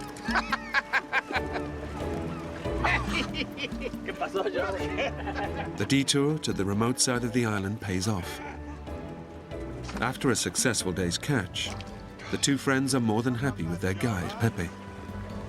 He's a nice kid. He's outgoing, willing to please. Pepe did not speak any English at all. What'd he say? The bucket's too small, man. The bucket's too small. Sí, vamos. As the sun starts to set, it's time to head back to the tour boat. We just sat down and opened the beer and get the ride back to the big boat. But when Pepe swings south, the boys begin to wonder if they're heading in the right direction. The tour boat was anchored on the northern tip of the island. Should we go? No, I don't think so. Yeah. This does not familiar to me. Pepe, ¿dónde vas? So I asked him, isn't the boat back there? Vamos bien, el Celiangelina se fue para el sur mientras ustedes andaban pescando. Sí. And he said, no. While you guys were fishing, the boat passed us. And they went this way. I didn't say it. Nah, me neither.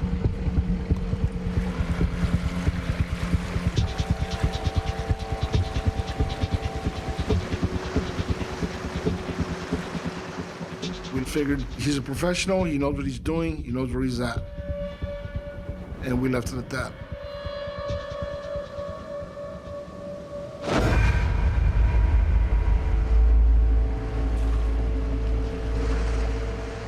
But after an hour, motoring south along the island's coastline, there's still no sign of the tour boat. And Pepe has more immediate concerns. Joe. Ya no hay gasolina. ¿Cómo queda la poca gasolina? He tells us, I think I'm running out of gas. What's up? No fuel is what's up. It just gets better. It was a bad situation, it was dangerous. They have just minutes before the engine cuts out. And without power, Joe knows they can't steer the boat and could easily be swept out to sea by the currents. I said, let's beach this while you have power. Pepe, vamos a la playa. ¿Qué playa? Pura roca, no puedo para allá. Their only hope is to make it to land. But the island's coastline is a fortress of jagged rocks and sheer cliff faces. He said, there's no beaches. This whole island is rocks. They know they have no option but to try to reach the shore. Between the current and the sharks, I'd rather take my chances on land than out in the water. Vamos. No me quiero estrellar, no puedo estrellar. ¡Vamos por ella! ¡A la playa, vamos!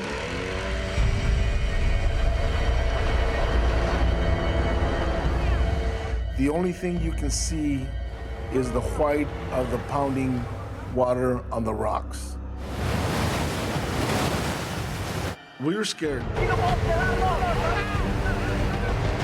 Their only way to reach land is to power the boat directly into the raging surf.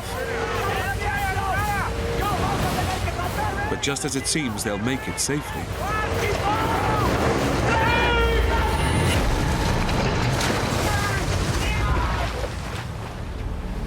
A surge of water hit me from behind and forced me into the rocks.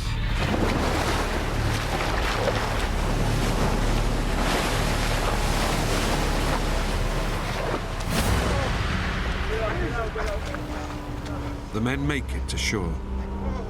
But they're now stranded on the island, with no way of calling for rescue. Larry! Hold on there. You're totally soaked, the wind is blowing, and we started shivering down to the bone. Bring it back. The men search for driftwood and build a fire, Made a fire before. using up their last few drops of fuel to get it going.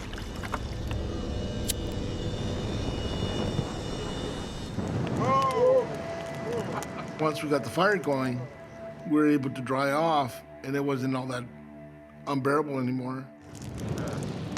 Not so bad now, Larry. We knew it should have been an easy thing for the big boat to pick us up the next morning.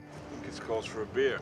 The men resign themselves to a night out in the open, believing their stay on the island will be a short one. Boat will pick us up in the morning. We out.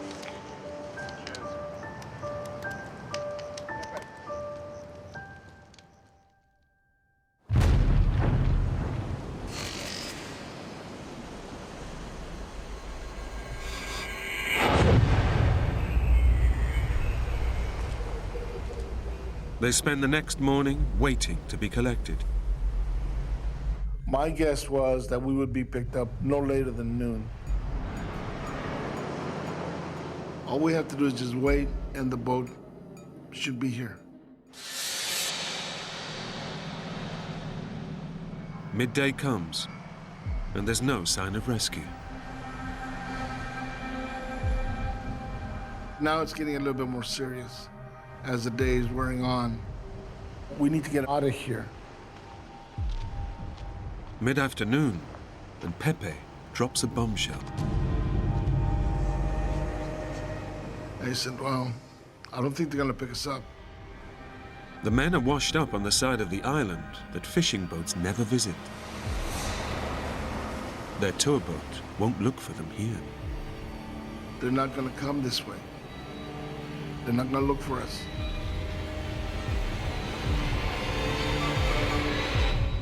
It's like somebody just pulled the bottom out from under you.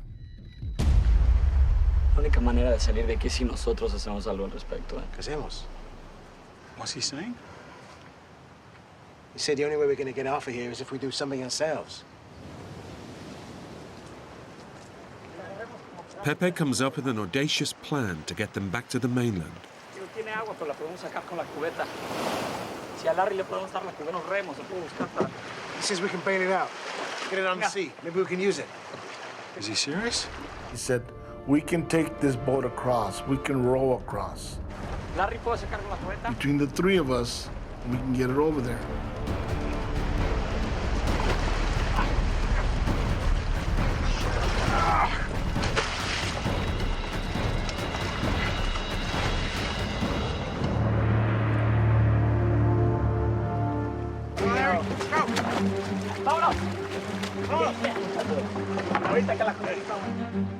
With no fuel for the boat's engine, they'll have to row to the mainland.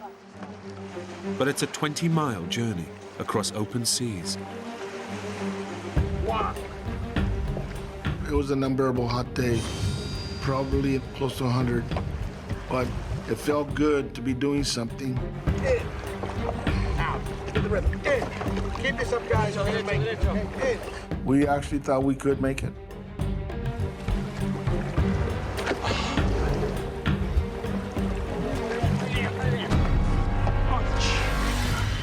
For 2 punishing hours, the men row in the intense heat, their hands torn by the rough driftwood paddles.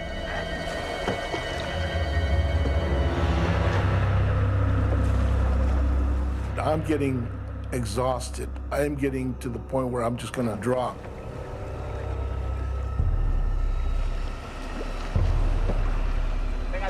As the sun dips towards the horizon, the men's stubborn determination finally pays off.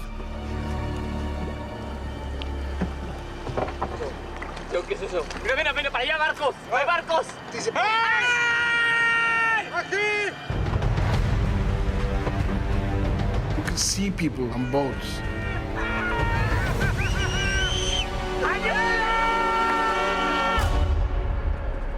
They didn't hear us. They didn't hear us. They didn't look. They didn't do anything. They can't see us. Joe, keep paddling. The men push on, hoping to close the distance to the shore.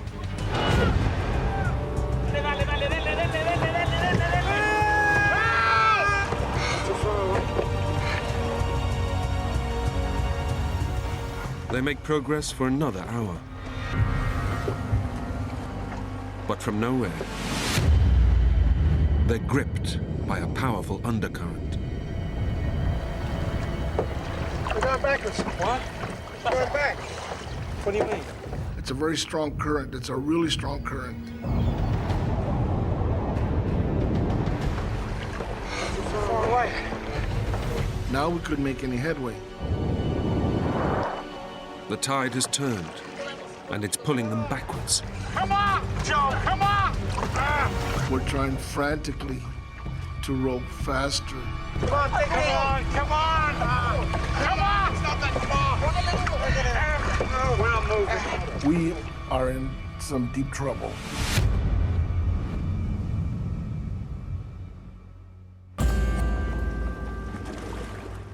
As night falls, the men give in to their exhaustion. But as they sleep, they're being dragged back ever closer towards the rocky shores of the island. Joe, Larry, despierten. Nos vamos contra la roca. Joe! Joe, wake up! It rocks! Stop paddling, buddy! Come on now! Come on! The current was gonna take us wherever it wanted. We're gonna crash, and we're gonna crash hard.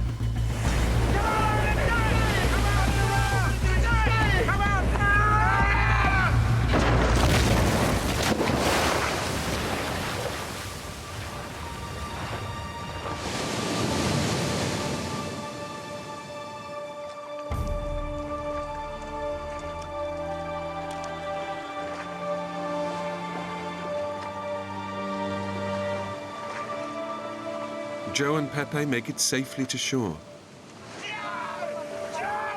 But Lorenzo is thrown violently onto the rocks, severely spraining both of his ankles. The three men's attempt to escape the island has failed, and their boat is now completely wrecked.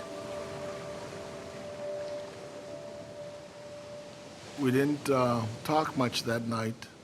Lorenzo and I were pretty down in the dumps. We were depressed. 400 miles away, in California, Joe's wife receives a phone call. That was when I learned that they were missing. I just was gone. I can't even describe it. It was like, you know, my feet were kicked out from me.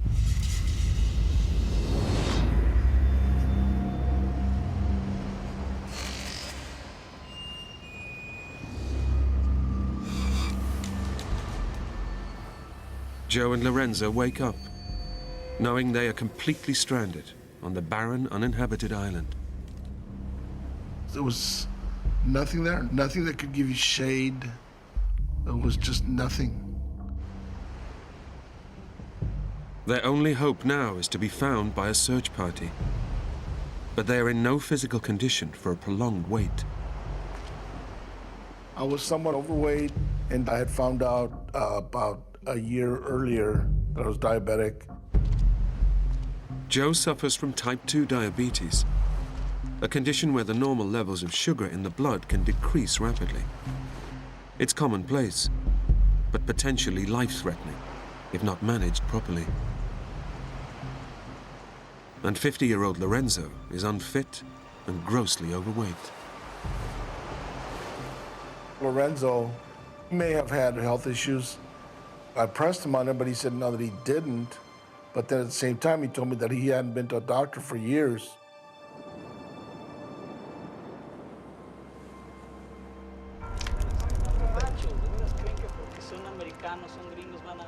As they face a third night out in the open, Pepe again insists that help is not coming. He just kept saying that the only way that we're getting out of here is if we get ourselves out of here. He says they ain't coming. And as the night wears on, Joe and Lorenzo finally accept they are now totally on their own. I felt that the world had abandoned us.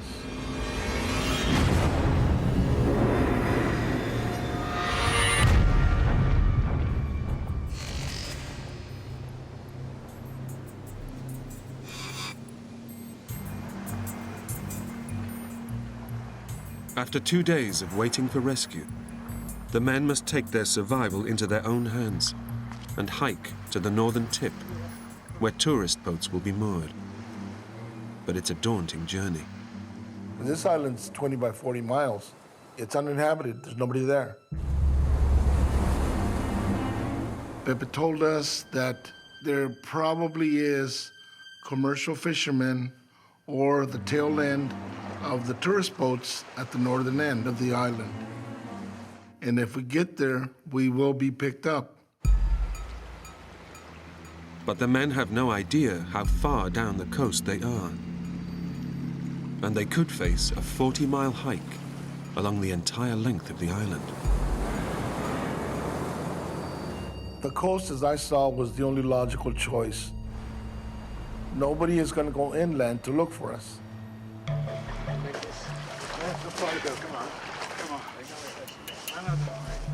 Through the burning afternoon, the men pick their way over the broken rocks. Come on, man. You're doing good. I know it hurts, man. But the hike is taking a toll on Lorenzo's sprained ankles. Lorenzo realized how hurt his feet were. Oh, God! Oh, God! But we couldn't stop. We had to keep going. Since morning, they've shared some of their meager supplies, dried fruit and a few sips of their remaining water. The lack of food is causing Joe's blood sugar level to plummet, bringing on the first symptoms of diabetes. Clumsiness, trembling, and a feeling of extreme weakness. I'm tired, I'm hungry, I'm thirsty. Ow, ow, ow. Come on, man, we can make this. Come on. Okay, keep going. Okay. The men press on, but after just 3 miles, their plan hits trouble.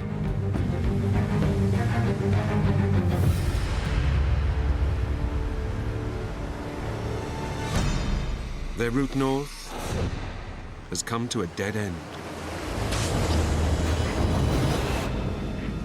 They can go no further. We're saying to ourselves, what the hell did we do now? La corriente ahorita está pesada, pero con cuidado podemos cruzar. Yo salto primero para que vean cómo. Pepe said, you know what? I'm gonna swim across.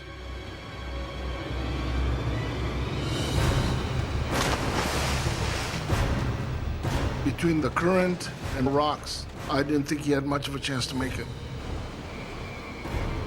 The men know that beneath the surface, powerful currents are ripping through this ocean inlet. But Pepe makes it across.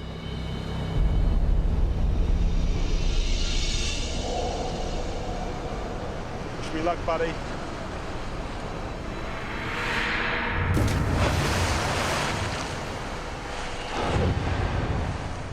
But seriously overweight Lorenzo has 2 sprained ankles and quickly starts to struggle. It's a really strong current. The water surge got him and started taking him under.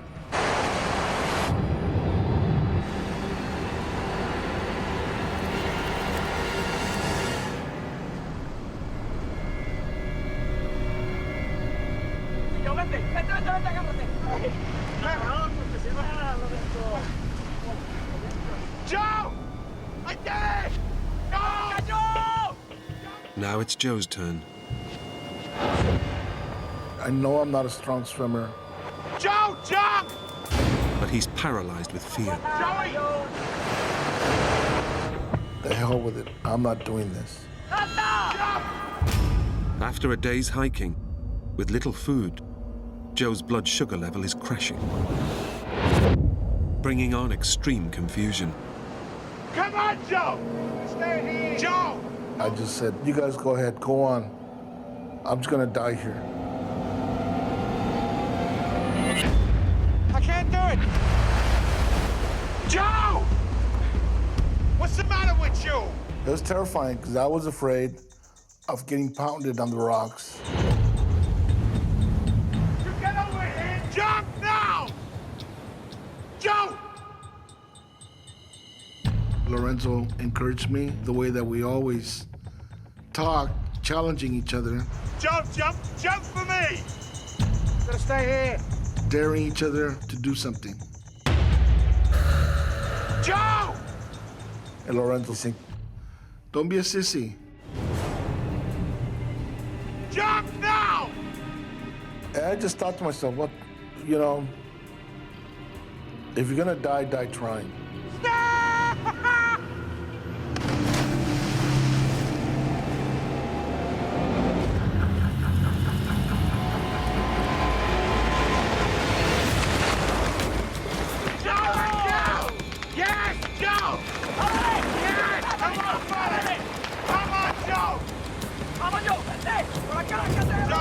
Come on, buddy.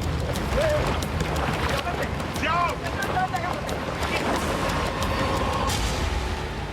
I was a sissy for nothing.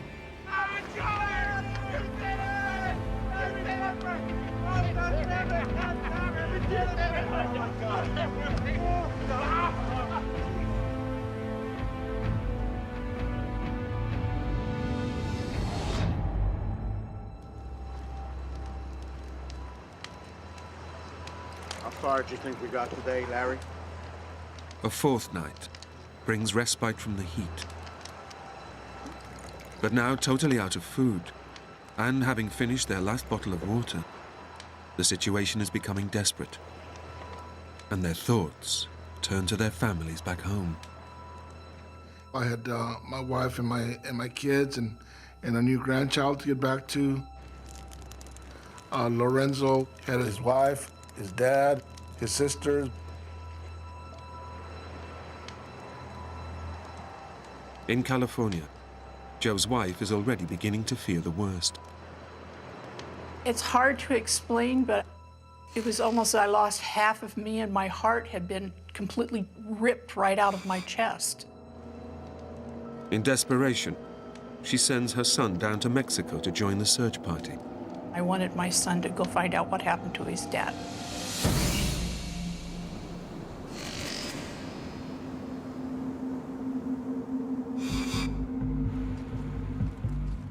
As yet another day dawns, the men face the blistering heat with no water. Only fishing boats to the north can save them. We have to do whatever it takes to get to the northern end of the island. But they have no idea how much more of the coast they must navigate to get there. And Lorenzo is finding the pain of his sprained ankles unbearable. Come on. You're gonna get there, man. Get you a nice big dinner.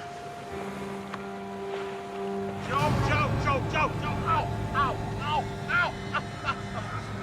I can't, don't, please don't touch me. I can't do this anymore. He finally just said, I can't do this. No! I can't go any further. I can't do this.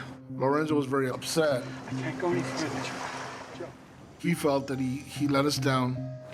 Joe, lo tenemos que cargar. Si nos quedamos aquí, nos morimos. Momento. We realized that Lorenzo's mobility is pretty much down to zero. But we somehow needed to keep moving. I can't walk. We'll get you out of here, Larry. Joe knows they must find a way to transport crippled Lorenzo. But all they have to work with is the junk washed up on the shore. Pepe! Voy a hacer una lanza! Esta vez! Pepe had an idea about building a raft.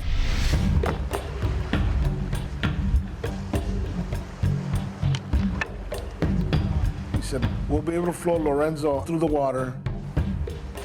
We found some floats from old fishing nets.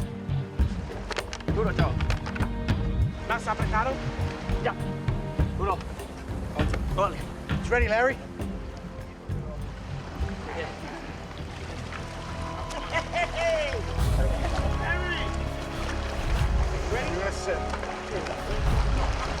We wanted him to not have to put any pressure on his feet, and it worked.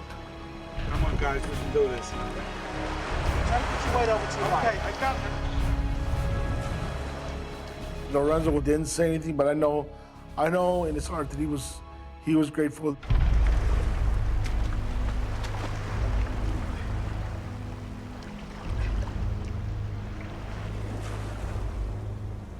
The men struggle along the scorched coastline. But 5 days of exposure to the relentless sun are putting huge pressure on Lorenzo's grossly overweight body. And his heart strains to keep him cool. Joe is fighting the effects of his diabetes. And having not drunk anything for 18 hours, his craving for water is becoming too much to bear. This can't go on. We can't do this. I gotta get off.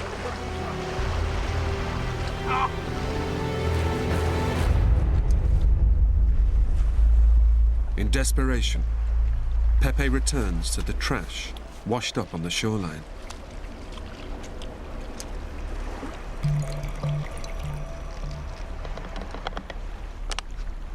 I said, look what I found in this blackish looking water.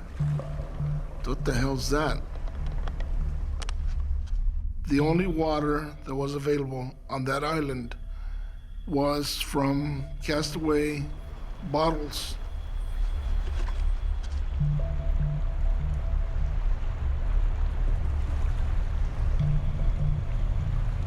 Once you get thirsty enough, it didn't matter that that water stunk. It still tasted good. It was water. But in these extreme conditions, a few mouthfuls a day is barely enough to keep them alive. Without enough fluid, their bodies are at serious risk of overheating. And floating above the cooling effects of the sea, Lorenzo is especially vulnerable.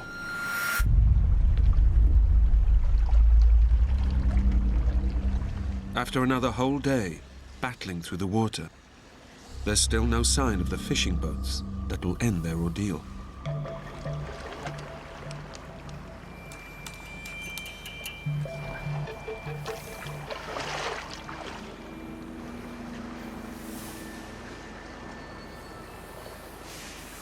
Yes. Then, Pepe spots something among the rocks.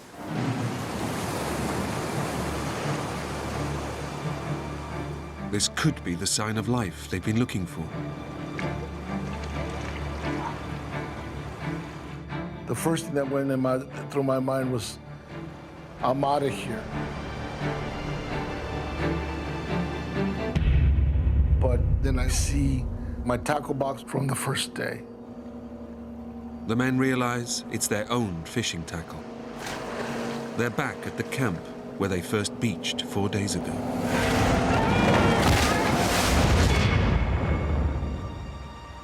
Our hearts just sank. We're back to the starting point. And now we're exhausted, we're out of food, we're out of water. Now we got nothing. As the day turns into yet another night, Lorenzo's morale plunges even further. I think it took a toll on Lorenzo. It started getting negative. It's all right, Larry. We ain't gonna let this thing beat us. Joe brought Lorenzo on this trip to share his taste for adventure. But now, he can see his friend is starting to crack. We are gonna see our families again. You and me, I am gonna look after you, Larry. And I told Lorenzo, we're not dying here. We're getting out of this. We're going home. It's just time. Just hang in there.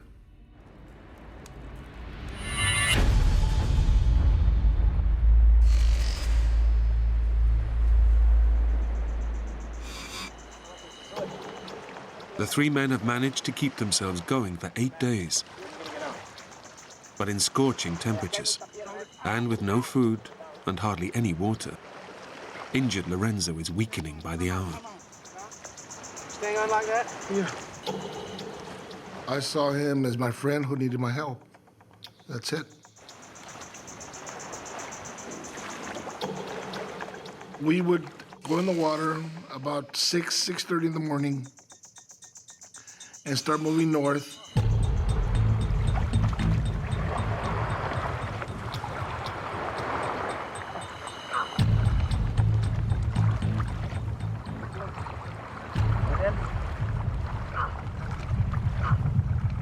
It was very slow progress. Sometimes we wouldn't go more than a mile or two in a day.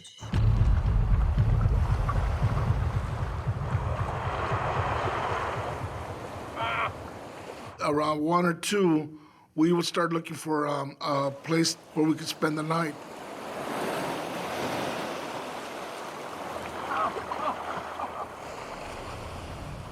It's an excruciating routine, made even harder by the fact that their scavenged water supply is running out.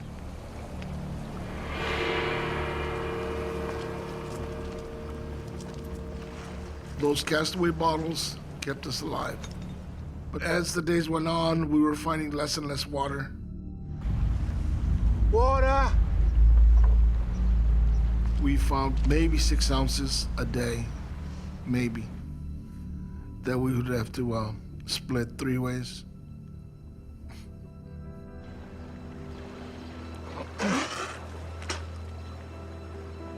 Salt. When their precious few drops of water finally run out, they know they won't survive in this heat for much longer. Their hike north is now a race against time. I never really thought survival was as difficult as it is.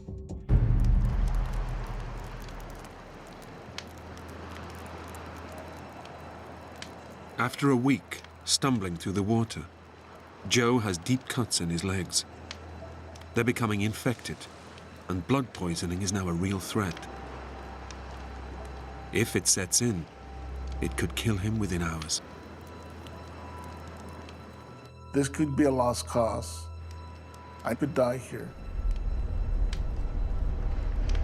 And I told him, look, I'm gonna write a letter to my wife and my kids in case something happens to me.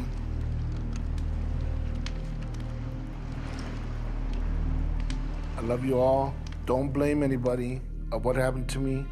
I put myself in the situation and I died here, but it's just something that happened. Joe asks Lorenzo if he too wants to write a message to his loved ones. Hey, Larry. No. I don't want to do that right now. And he said, no, I don't want to do that. Not yet. I don't want to be doing this. Maybe he didn't want to really face a situation we're in or what the outcome might be.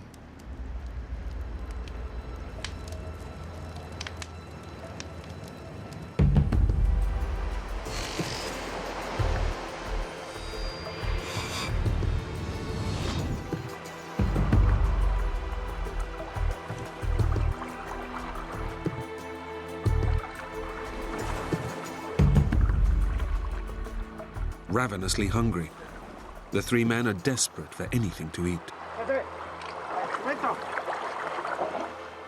Joe resorts to pulling tiny sea snails from the rocks.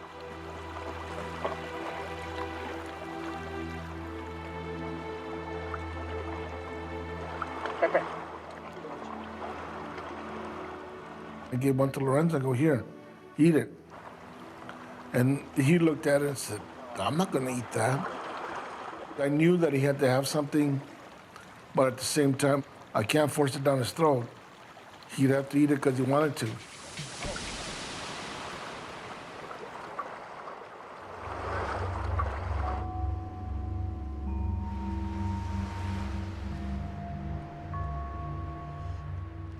When the sun is gone, the temperature plummets. So far, they've kept warm with driftwood fires. But now, disaster strikes. What happened? It broke. The lyre it just fell apart in his hands. The salt water had just eaten it. From now on, the men have only each other to keep warm. With death closing in, the men are unaware their families have been searching for them. But they've joined the rescue teams that believe the men are fishing on the east side of the island. After 6 days searching, Joe's son calls home with devastating news. He says, I can't find him. He's not there, Mom. I don't know if we'll ever find him. And he was heartbroken. After 8 days missing, the search is finally abandoned. The men are feared lost at sea. I had given up hope. The reality of it was he was dead and wasn't coming back.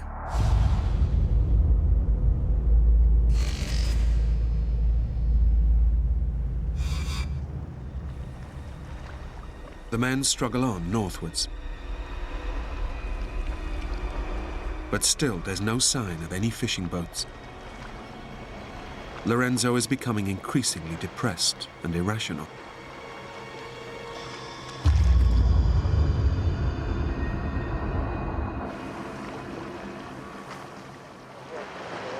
Stop. We gotta go back. I lost my glasses. We gotta go back. I want my glasses.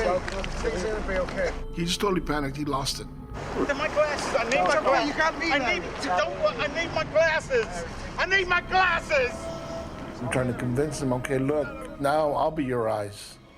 But there's no consoling him. For him, it was the end of the world.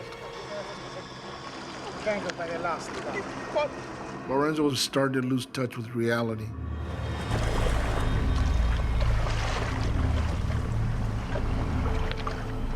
Joe, let's switch. Lorenzo asked me if he could be on back of the raft. He wanted to trade places with me. I want to go behind for a while, okay? Delirious with dehydration, Joe takes up his friend's offer of a ride, without realizing how desperate Lorenzo's condition has become.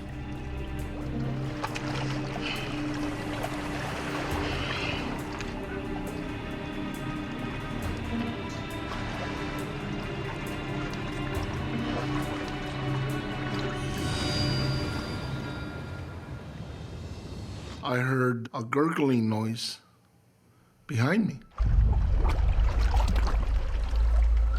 Larry! Larry!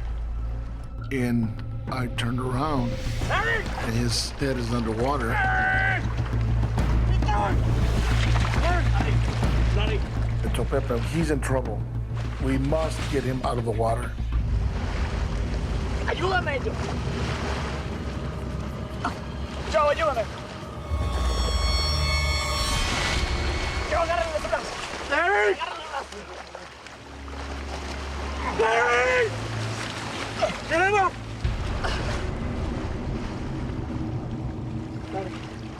Larry!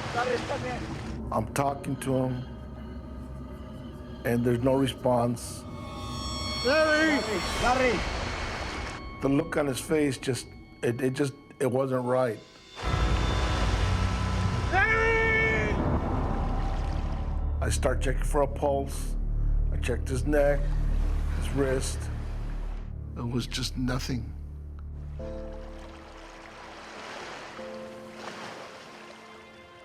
After 12 days, battling to stay alive, Lorenzo has finally succumbed. I told Pepe he's dead. He passed away.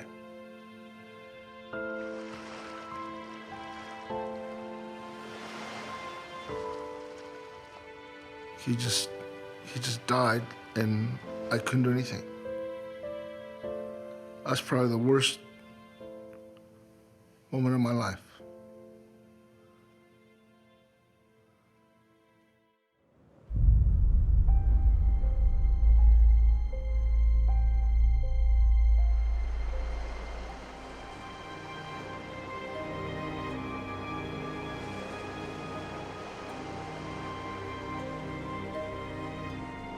At first, I was angry that he abandoned me. We should be seeing this through the end. But then I realized it was a big ordeal for him. And his body just gave out.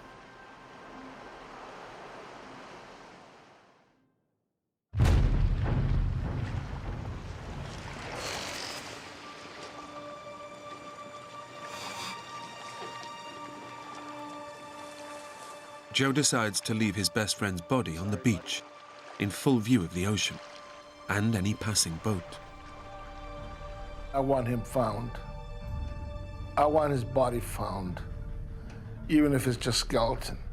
I want him to be found, be taken home.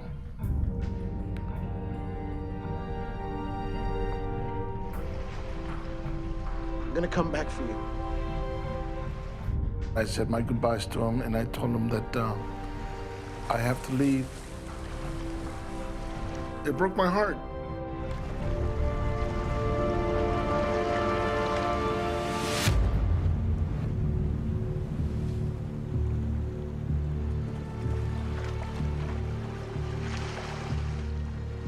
Joe and Pepe struggle to keep moving north, barely clinging to life with every step. We were living moment by moment. It was no longer, can I do the 10 more feet? It was right now, can I take another step?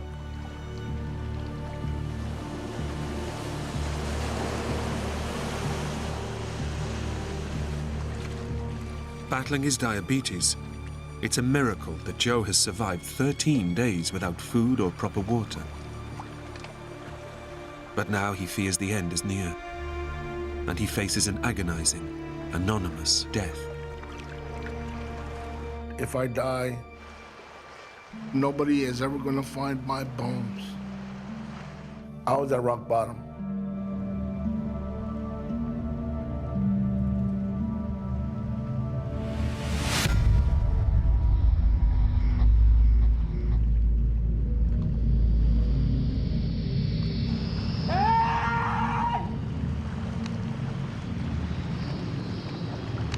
Joe, es un barco. Pepe turns around and yells at me, "Did you see that boat?" He was very excited.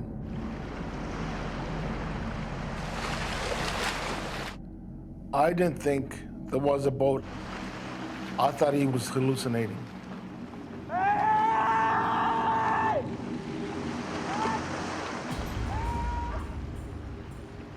All of a sudden, I'm alone.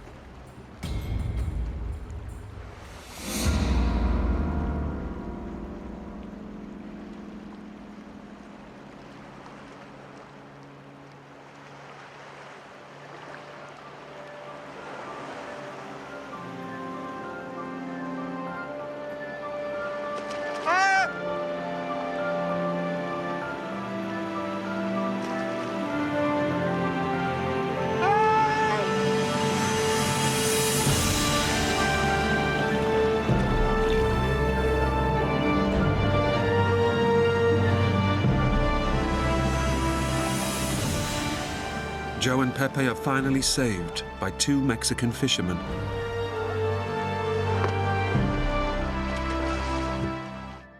It was exhilarating to see this boat. Thank God this is over. I was relieved, like a big burden had been lifted off my shoulder.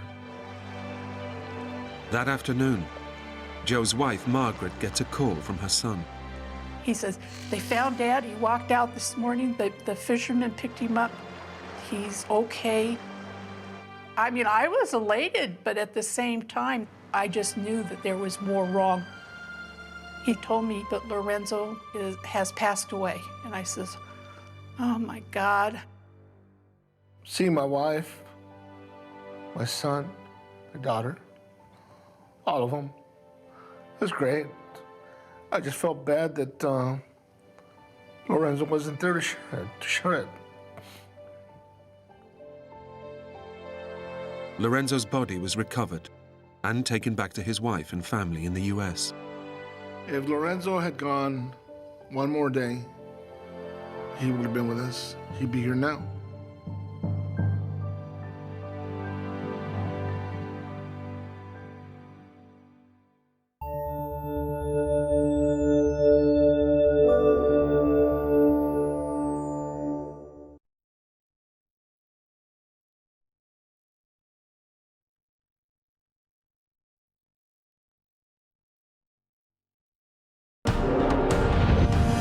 When a plane carrying a newlywed couple crashes into a mountain,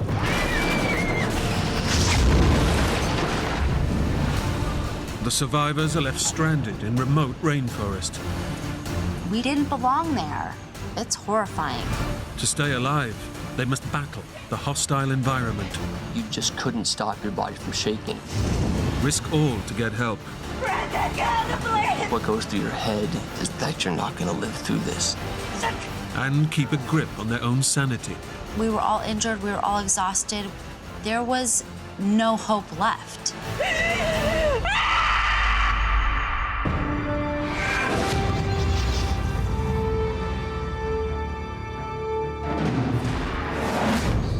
Where's Michael?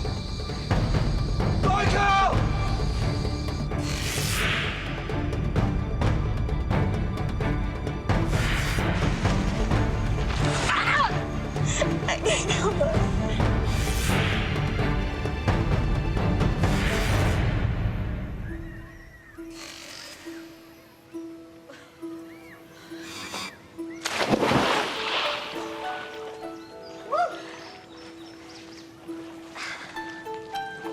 not gonna come in? No. Why not? Fine. College sweethearts, Brandon and Brandy Wiley, have come to Costa Rica in search of travel and adventure. They've been planning this trip since they married 6 months ago. I met Brandy in 7th grade, and she moved away to another high school, and then we reunited in college and began to date. Can I get 2 orange juices? He was very adventurous, very independent. I think what attracted me to him was the adventurous side of him, that he kind of took me out of my box a little bit. Okay, thank you. We had basically sold everything that we had owned and moved on to just travel.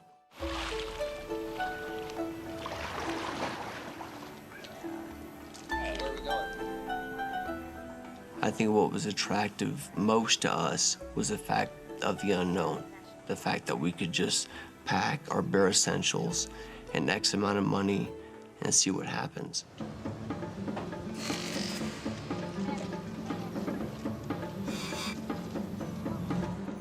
Their adventure starts with a 100-mile flight to a small town on the edge of the Corcovado National Park. Have fun, guys. Bye.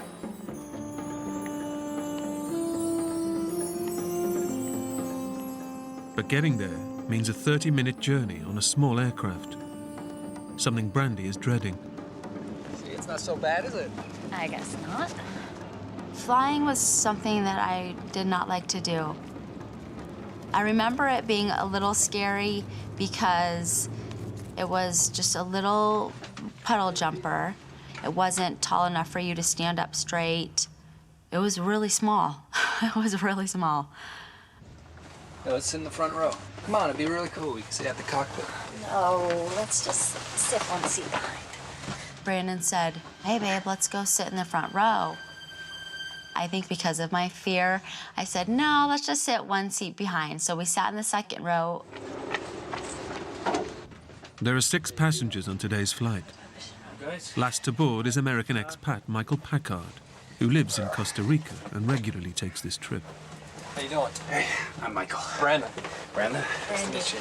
Brandy?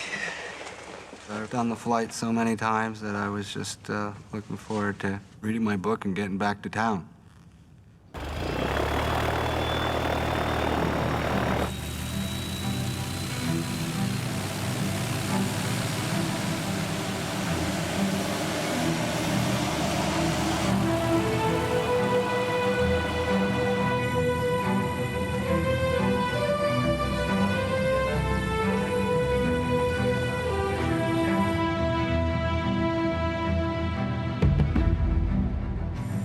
For me, taking off is scary.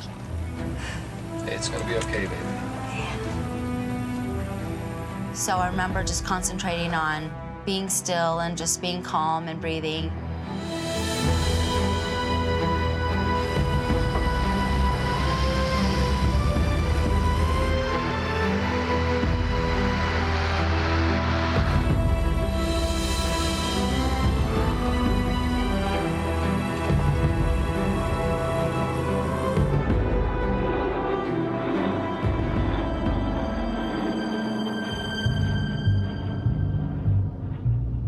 Costa Rica is a small country that is both densely forested and very mountainous. If visibility is poor, low-level flying can be extremely dangerous. And clouds are gathering.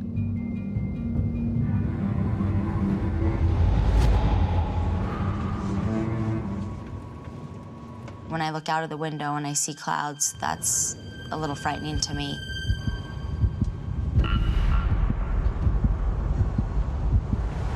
Fine, okay?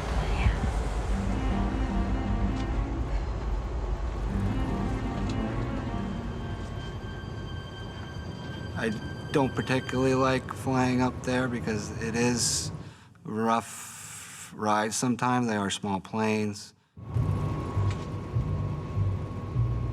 But on this flight, Michael sees something out of the ordinary.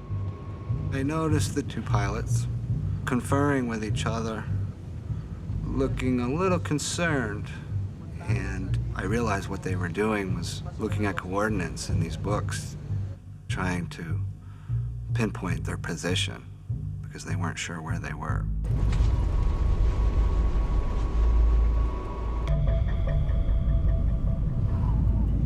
The plane has basic navigation equipment on board, but the pilots are relying on charts and maps to reach their destination. But now they're flying in dense cloud and almost zero visibility. They're unaware that they're already off course and heading for a mountain.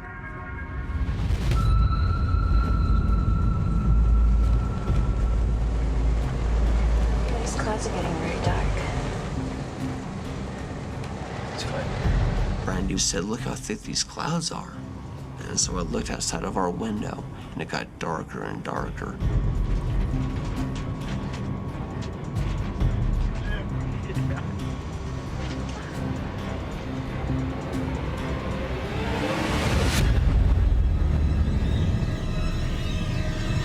Oh my God!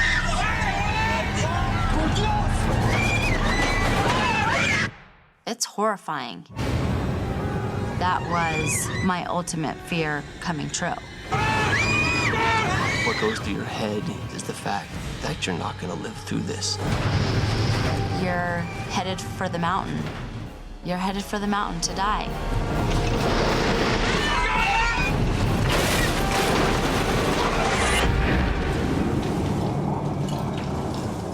I remember thinking, we're not flying anymore. We're going through the trees. Is this even happening? My stomach dropped. My mind just went blank. To hear things break apart, just the sound that it makes is unbelievable. My first thought was, you're not getting out of this.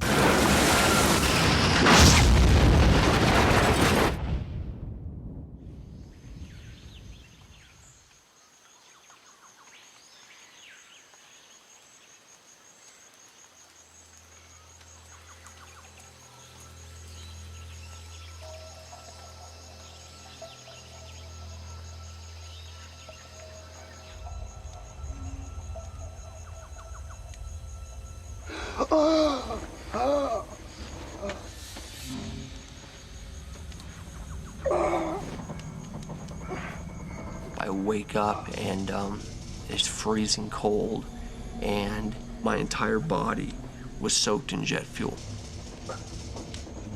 I was in a plane on vacation, and now I'm in a black hole that I can't move my legs, and it's blood just everywhere.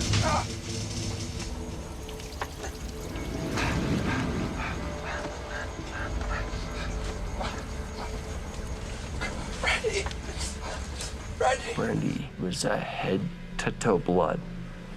And I remember thinking, oh my God. Brandy! Brandy! Brandy! Wake up! Can you hear me? Brandy! Wake up, Brandy! Brandy, can you hear me? Can you hear me? My first memory was Brandon talking to me. Brandy, listen to me. You gotta get out of here. We're covered in jet fuel. Oh my God. Get your belt. Let's go. I remember feeling completely panicked and completely in disarray. Hurry, go! Get away from the plane!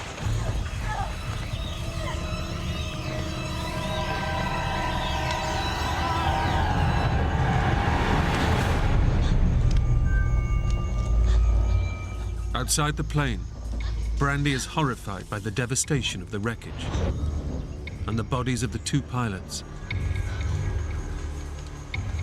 Trees were knocked down. There was a mess of plane parts, wires. There's smoke everywhere. There's people wandering around. There's people that are dead. How could this have happened? How could the pilots have let this happen? German Silke Freebold and Costa Rican Alvaro Zuniga have also survived the crash. but the danger is far from over. Leaking fuel is soaking the wreckage, and Brandon is trapped inside.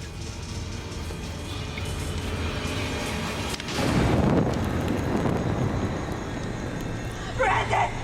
Get out of the plane! It's on fire!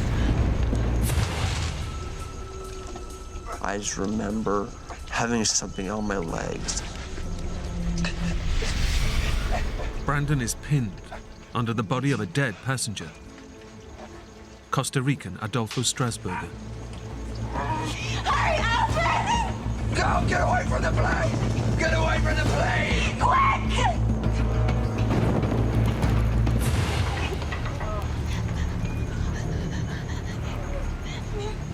Get away from the plane! The survivors need to get a safe distance from leaking fuel. But in severe pain from extensive burns, Alvaro is unable to move. Come on, we gotta get away from the plane!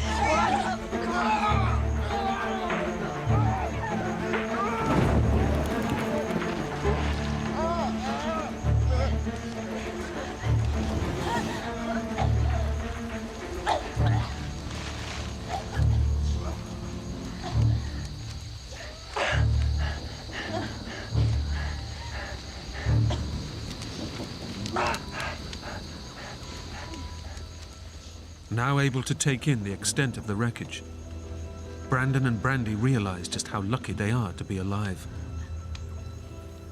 The wings were ripped off and the fuselage was turned upside down, and from the seat in front of us, the plane was completely dismantled. Hey, let's sit in the front. Oh, let's just sit one seat behind. By total chance, Brandy's request that they sit in the second row has saved their lives. I just remember thinking, there's no reason and no way that we should be alive right now. If anyone were to be sitting in that front row, they would have been killed. We should have died. No rhyme or reason about it. It wasn't our time.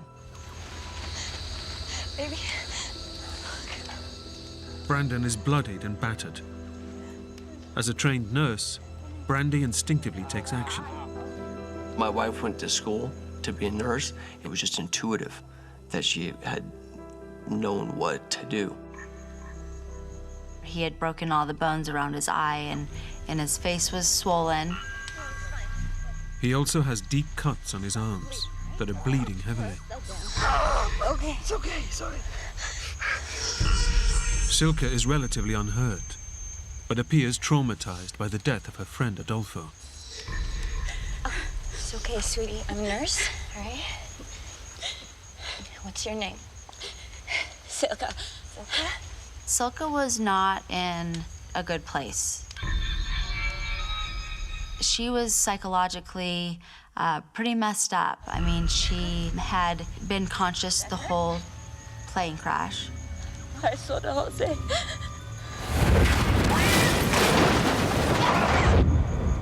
I was really worried about her mentally. Suddenly, Brandon remembers there had been 6 passengers on the flight. 1 is dead in the plane, and 4 have survived. So someone is missing. I'm Michael. Brandon. Where's Michael?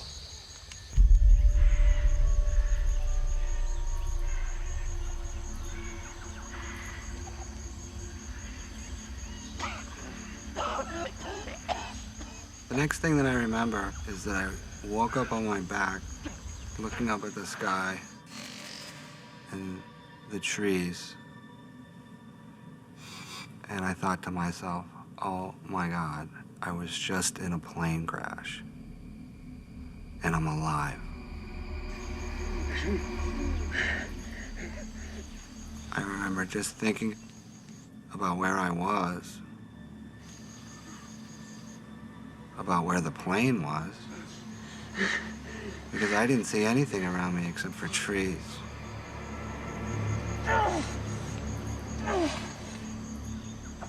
The sheer violence of the crash has thrown Michael Packard's body some 200 feet from the plane. Adrenaline floods through him. He's unaware of just how seriously he's injured. I was in shock, so I really didn't feel the pain yet.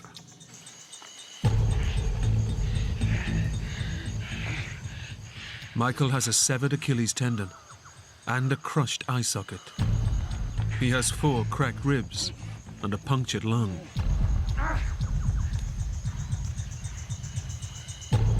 It's a miracle he's alive, but he'll need an even greater miracle to survive.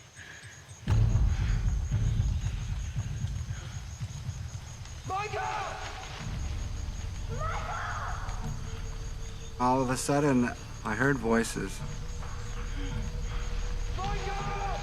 And I started to make my way towards the voices the best that I could.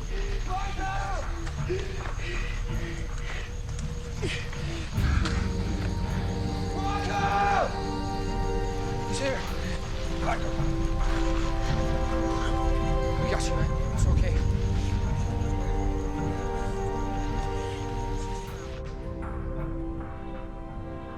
I'm just happy there was somebody else to go through that with. Because I knew it was going to be tough. Michael, I'm a nurse. Put your weight on me. It's okay. All right, Michael, look at me. Okay, I'm a nurse. I'm just gonna check you. Brandy instantly recognizes that Michael is in serious trouble. He didn't look right. He was pale, really dehydrated. His eye was sunken in. He worried me the most. Brandy is concerned that he may have internal bleeding, which, untreated, could kill him within hours. But imminent rescue is unlikely. They've crashed miles off their original course and are totally lost in Costa Rica's 10,000 square miles of impenetrable rainforest. And with both Michael and Alvaro seriously injured, the clock is ticking. Okay, really hard.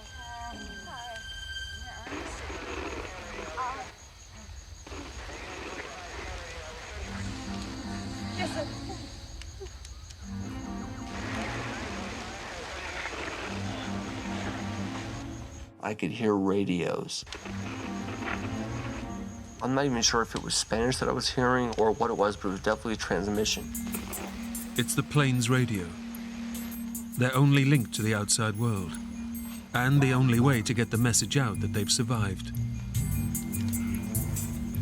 But returning to the fuel-soaked wreckage is a massive gamble. So I'm thinking, what are you gonna do? Flip a switch and have the whole thing blow up? We're stuck in the middle of nowhere. We've got to find something. Stay here. I'll be back. Rick, I don't know if you should go. It was a lifeline, but I was terrified that the plane would blow up. Absolutely.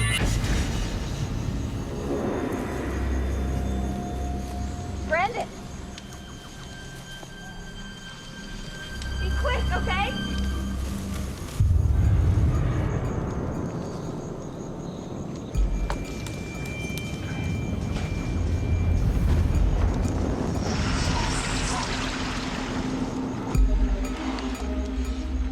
I had to get up over the pilot and more fuel and more glass and more metal.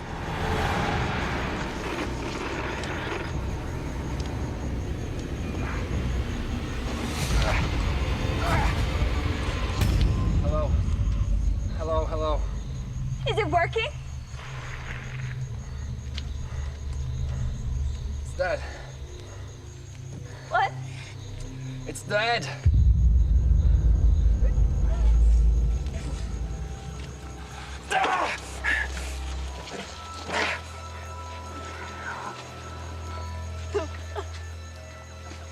It was devastating. There's nothing we can do. We're in dense jungle. The only people that could give us any type of guidance were the pilots, and they were dead.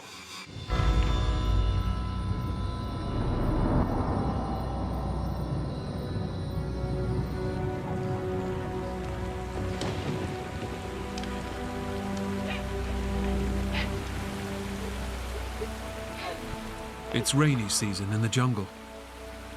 And while the downpour douses the fuel-soaked plain, it quickly becomes a deluge.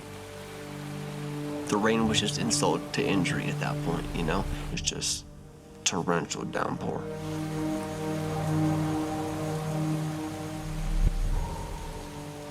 We were thankful that the rain was finally going to put out the fire and drench all the fuel and drench everything, drench the wires, get everything just wet so that there wasn't that fear of an explosion or more fire. You need to get Michael water. The rain has finally allowed them to give a desperately dehydrated Michael a drink. Michael? Okay, we're gonna get you some water, right? You lean back on me. Listen, Open Michael. your mouth. Hey, listen, Michael, you're dehydrated, okay? Put your head back. Got a drink. Put your head back. Drink this water, okay? You're dehydrated. Okay, Michael, listen.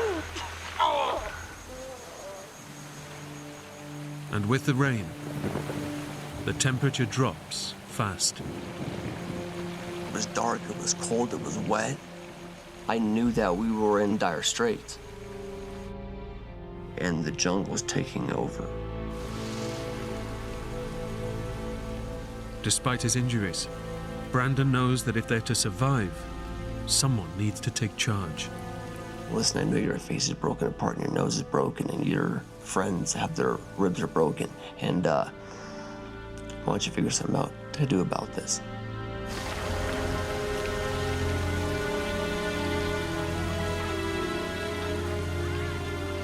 The only available shelter is in the wreckage of the plane. Brandon decides to move Alvaro and Michael in first, as they are the most injured and at serious risk of hypothermia. For Alvaro, the pain from the severe burns he suffered in the crash makes any movement agony. Once they were laid down in there, there was basically no more room for anyone else.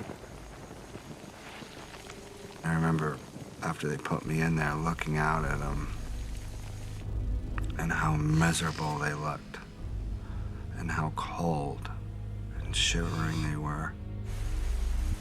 I did feel a sense of guilt, but I also knew that they put me in there for a reason.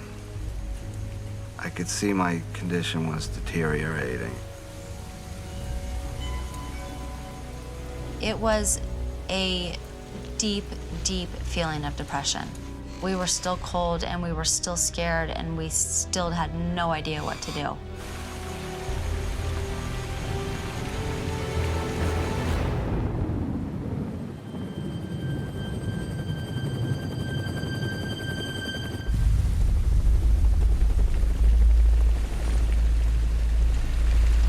Listen! Guys, listen! Where is it? A rescue helicopter has been sent to search for the missing plane.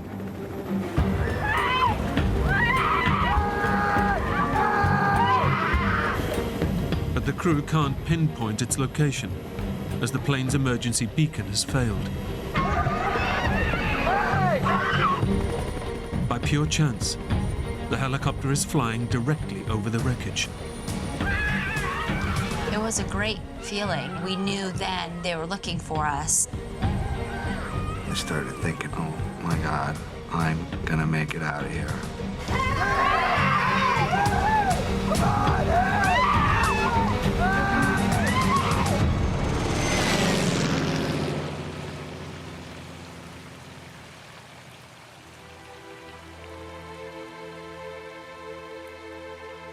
But in the thick rainforest canopy and dense cloud, the wreckage is invisible. The smashed plane and the survivors have been entirely swallowed by the jungle. They were right above us and they can't see us. That was my lowest point.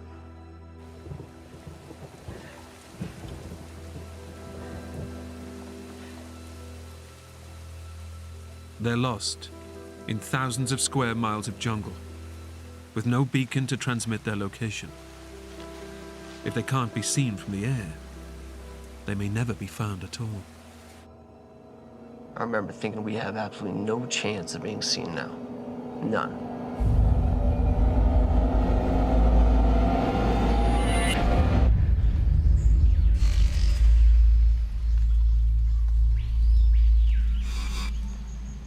The light is fading, and with it comes a whole new set of dangers. Far from their comfortable urban lifestyles, the 5 survivors are completely out of their depth. I live in the city. I go to an office, you know? I'm not a crocodile hunter. So, yeah, I was a fish out of water from the time I got there. But Brandon is determined to do what little he can to look after his new wife and the rest of the survivors. Brandy, we're gonna have to find a place to stay tonight. Try to get warm. Brandon was for sure taking care of me. He was probably the most selfless one there, trying to take care of everybody else except himself. Silka. Hey, Silka. Come on, I need your help.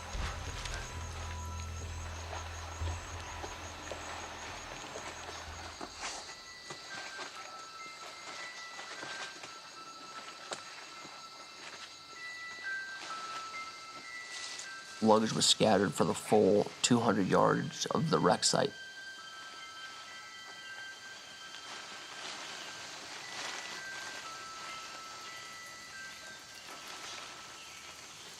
So how are you holding up? I'm doing okay. Just wish I hadn't seen everything, you know? Yeah, you can imagine. Hey, look, it's my stuff. Try and get as much of it as you can. She had purchased a lot of sarongs in Bali to go back and sell in her shop. So we got all those to tie off other people's wounds, to keep some people somewhat warm. Gathered all the clothes that we possibly could. Yeah, that's it. Yeah. Okay. You okay? Yeah. You got it? Yeah. Let's go. Come on.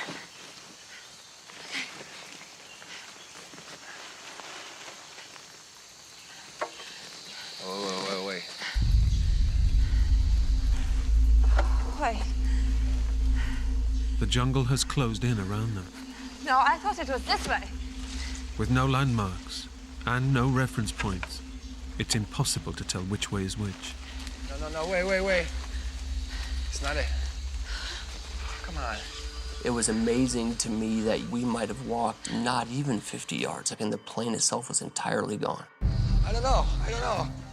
It all looks the same. I think we're in trouble. It's a dangerous situation. If they head off in the wrong direction, they could be lost forever. Hey! Brandy! Hey! Brandy! Brandy! Brandon! Where are you? Brandon! Brandy! I'm here! There, over here. Brandy! You keep shouting. Brandy! Where are you? It's a close call. Had they been separated from the group, Brandon and Silka would have had an even slimmer chance of survival. It was extremely scary to see how fast the jungle could swallow up an entire plane, 5 people, all the wreckage.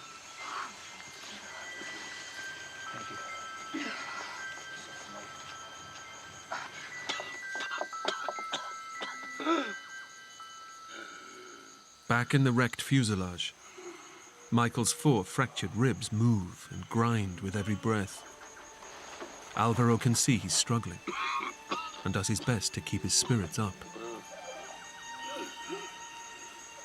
Alvaro had kept saying to me, "It's okay, Michael." We will be rescued tomorrow. You'll be okay. And I was amazed by him trying to console me, even through all his pain. To make matters worse, Michael is now breathing on only one lung. The other has collapsed.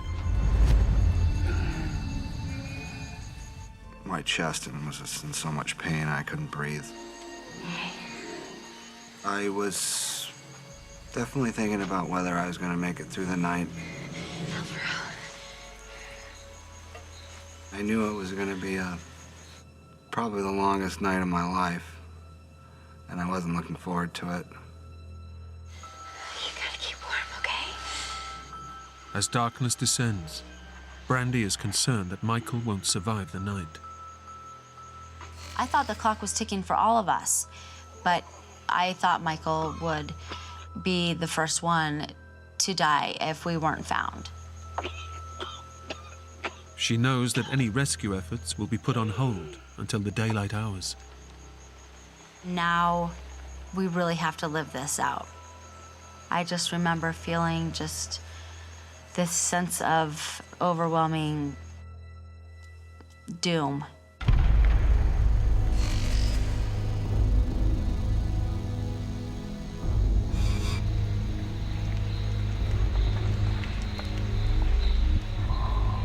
With night comes the cold. High on a jungle-covered mountain, there's no way of drying off, and any warmth is quickly drained from their bodies. Silka, over here with us. She's in shock. She just wants to be alone. I've never been in cold like that. There was nothing that could stop your whole body from shaking. It was a brutal night. It was freezing. We were scared. In the dark of night, it's dangerous predators that prey on their minds.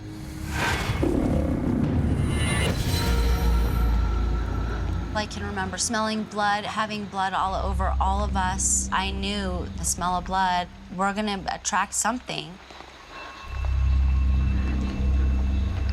The smell of jet fuel smells so distinct, but the smell of blood is even more distinct, and you would smell it above everything. What the hell was that? It's just a howler monkey. Listen. You're scared every second of that night. In the pitch-black jungle night, every sound becomes a potential deadly threat. A different sense of panic set in. Suddenly, something moves just feet away in the undergrowth.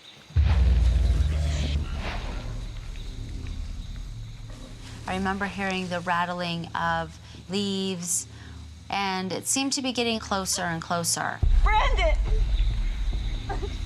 What? We realize that it is something walking around. They've no idea what it is, but their imagination tells them what it could be.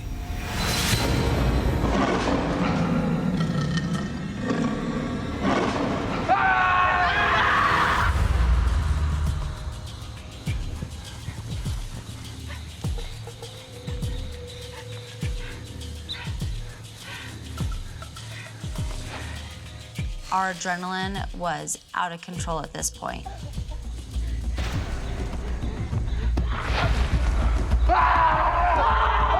When it came near, we would yell something out, it would stop.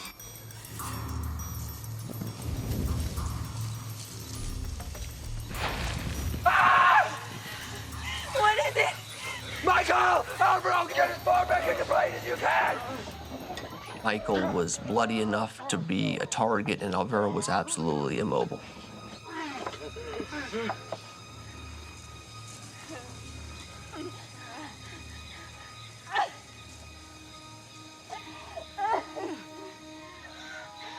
Whatever the animal was, it moves on. But there are still hours until daylight.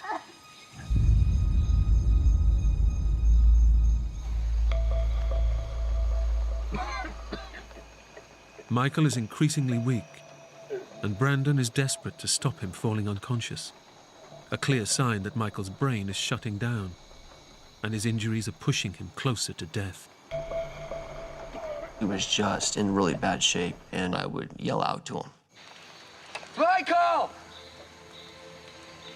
Michael? Are you awake? Michael! Yes! He's awake. Okay, just checking in, buddy. I think I definitely aggravated him as the night went on, but it's better than losing his consciousness. Michael! They wouldn't let me sleep and kept yelling to me. Michael, are you there? You awake? Michael, Michael, all night long. Michael! I knew it was right, but I wasn't wanting to listen. And I was getting almost mad. Just leave me alone. Just let me sleep.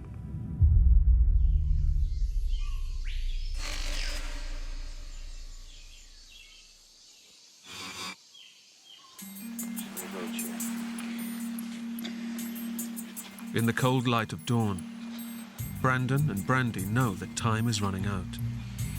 Michael has made it through the night, but his body is increasingly starved of oxygen. His breathing is shallow, and he looks like he's dying. You're good, buddy. Hang in there, Michael. Okay? I think we would have lost him in another day. It was like, how are we going to get through this day? It was a paralyzing feeling of what to do next. They've been missing for 18 hours. They've crashed in remote jungle, and there's no sign of help. We had given up hope for rescue. We thought if we're gonna stay alive, it's gonna be because of us. Okay. We can't sit here any longer. So we're on a mountain. There's a valley below. Why don't we go down there, see if we can find a river to follow? By leaving, they risk getting lost, with no guarantee of finding their way back. But they must take action. If they do nothing, Brandon knows Michael will not survive the day.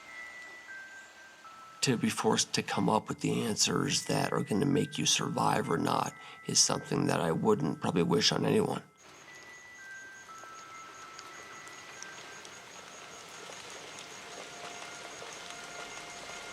I think we should go.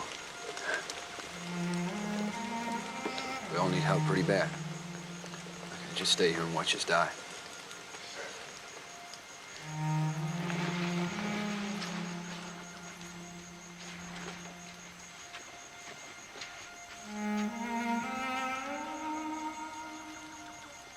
We had no other choice. We had to do something. You have to take that risk, or else you're all gonna be dead.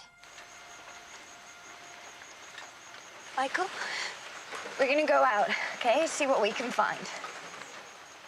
Michael fears that if they're left behind, he and Alvaro will die. He kept saying, "Don't leave us. Please don't leave us." I didn't want to be left alone because I thought if they got lost, they wouldn't be able to find their way back.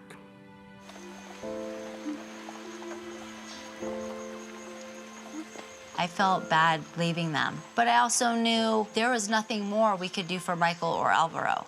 And there was no good in us just sitting there looking at each other and not doing anything. It could have worked out. It could have been completely catastrophic.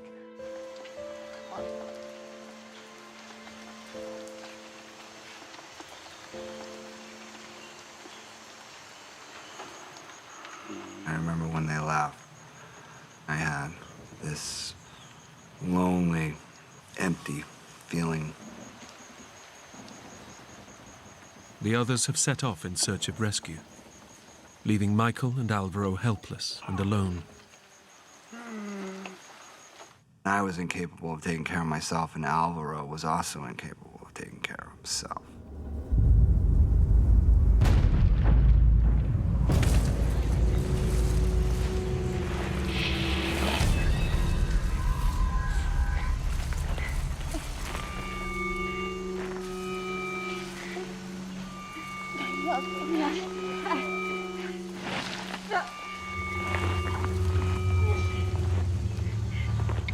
Within minutes of leaving the crash site, the three realize the difficulty of the task ahead of them. Injured, dehydrated and hungry, they're wandering directionless in one of the toughest environments on the planet. You're getting hot, you're getting sweaty, you're getting aggravated because you haven't slept all night and you're hurt and you can't walk.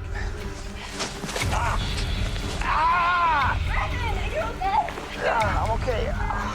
So not only were we falling down, but there were thorns in the side of bushes that were 2.5, 3 inches thick.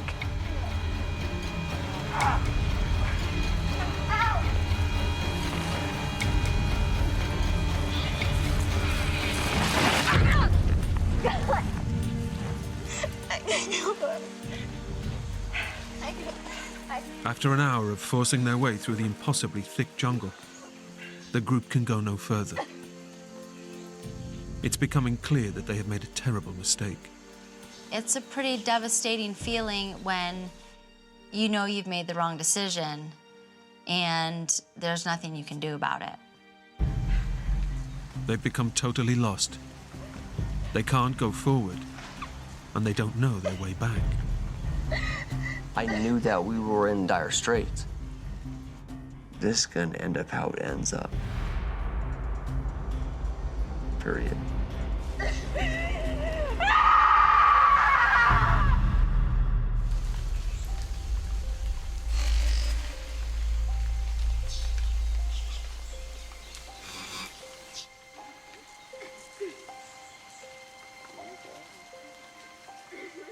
There's nothing we can do at this point. There's nothing we can do to help ourselves.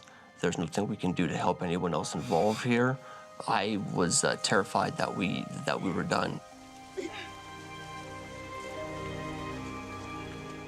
The survivors lived through a terrible plane crash. But lost, alone and defenseless, it's the unforgiving jungle that will kill them. I had lost all hope.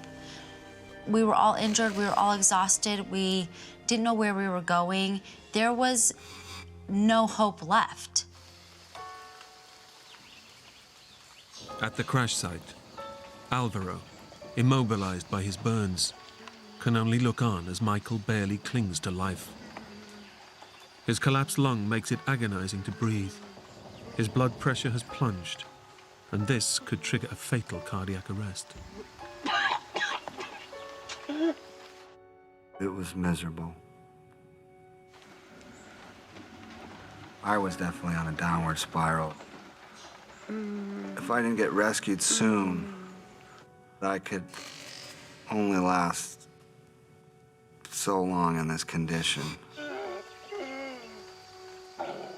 Michael has lost all hope of rescue and resigns himself to death in the jungle.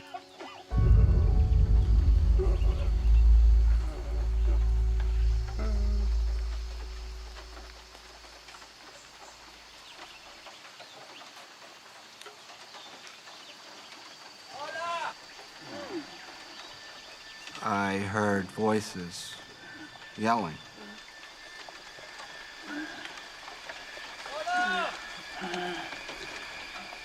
And all of a sudden, this man appears out of the jungle.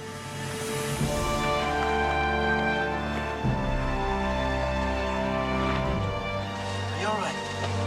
Over here! Over here! You're safe now.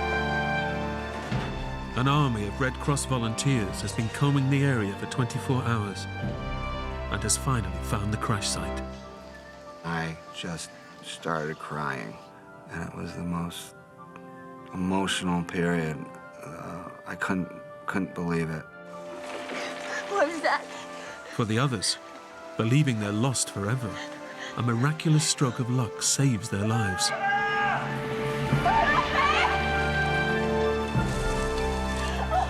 Just like in Indiana Jones, the guy comes through the fields and he has a machete and a backpack.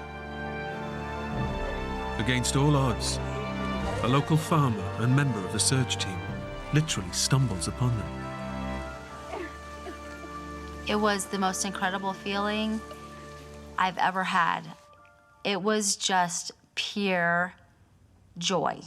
Oye, este es Marvin. It was complete elation. I remember sitting down and thinking, this is unbelievable. Rescued from the Costa Rican jungle, Silke, Alvaro, and Michael made a full recovery. I think it was just luck that I survived. I have a beautiful family. I have 2 beautiful sons. When things get tough, hey, you're just lucky you're here. Brandon and Brandy's injuries healed, and they returned to America. They're still happily married and have 2 young children.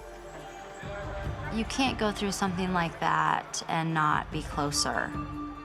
I was with my husband. He was my family, and he was right next to me, taking care of me. I am definitely happy to be here. I'm happy to have a second chance. And I'm happy to have my wife and 2 beautiful little kids that remind me every day of the reason that I'm probably here.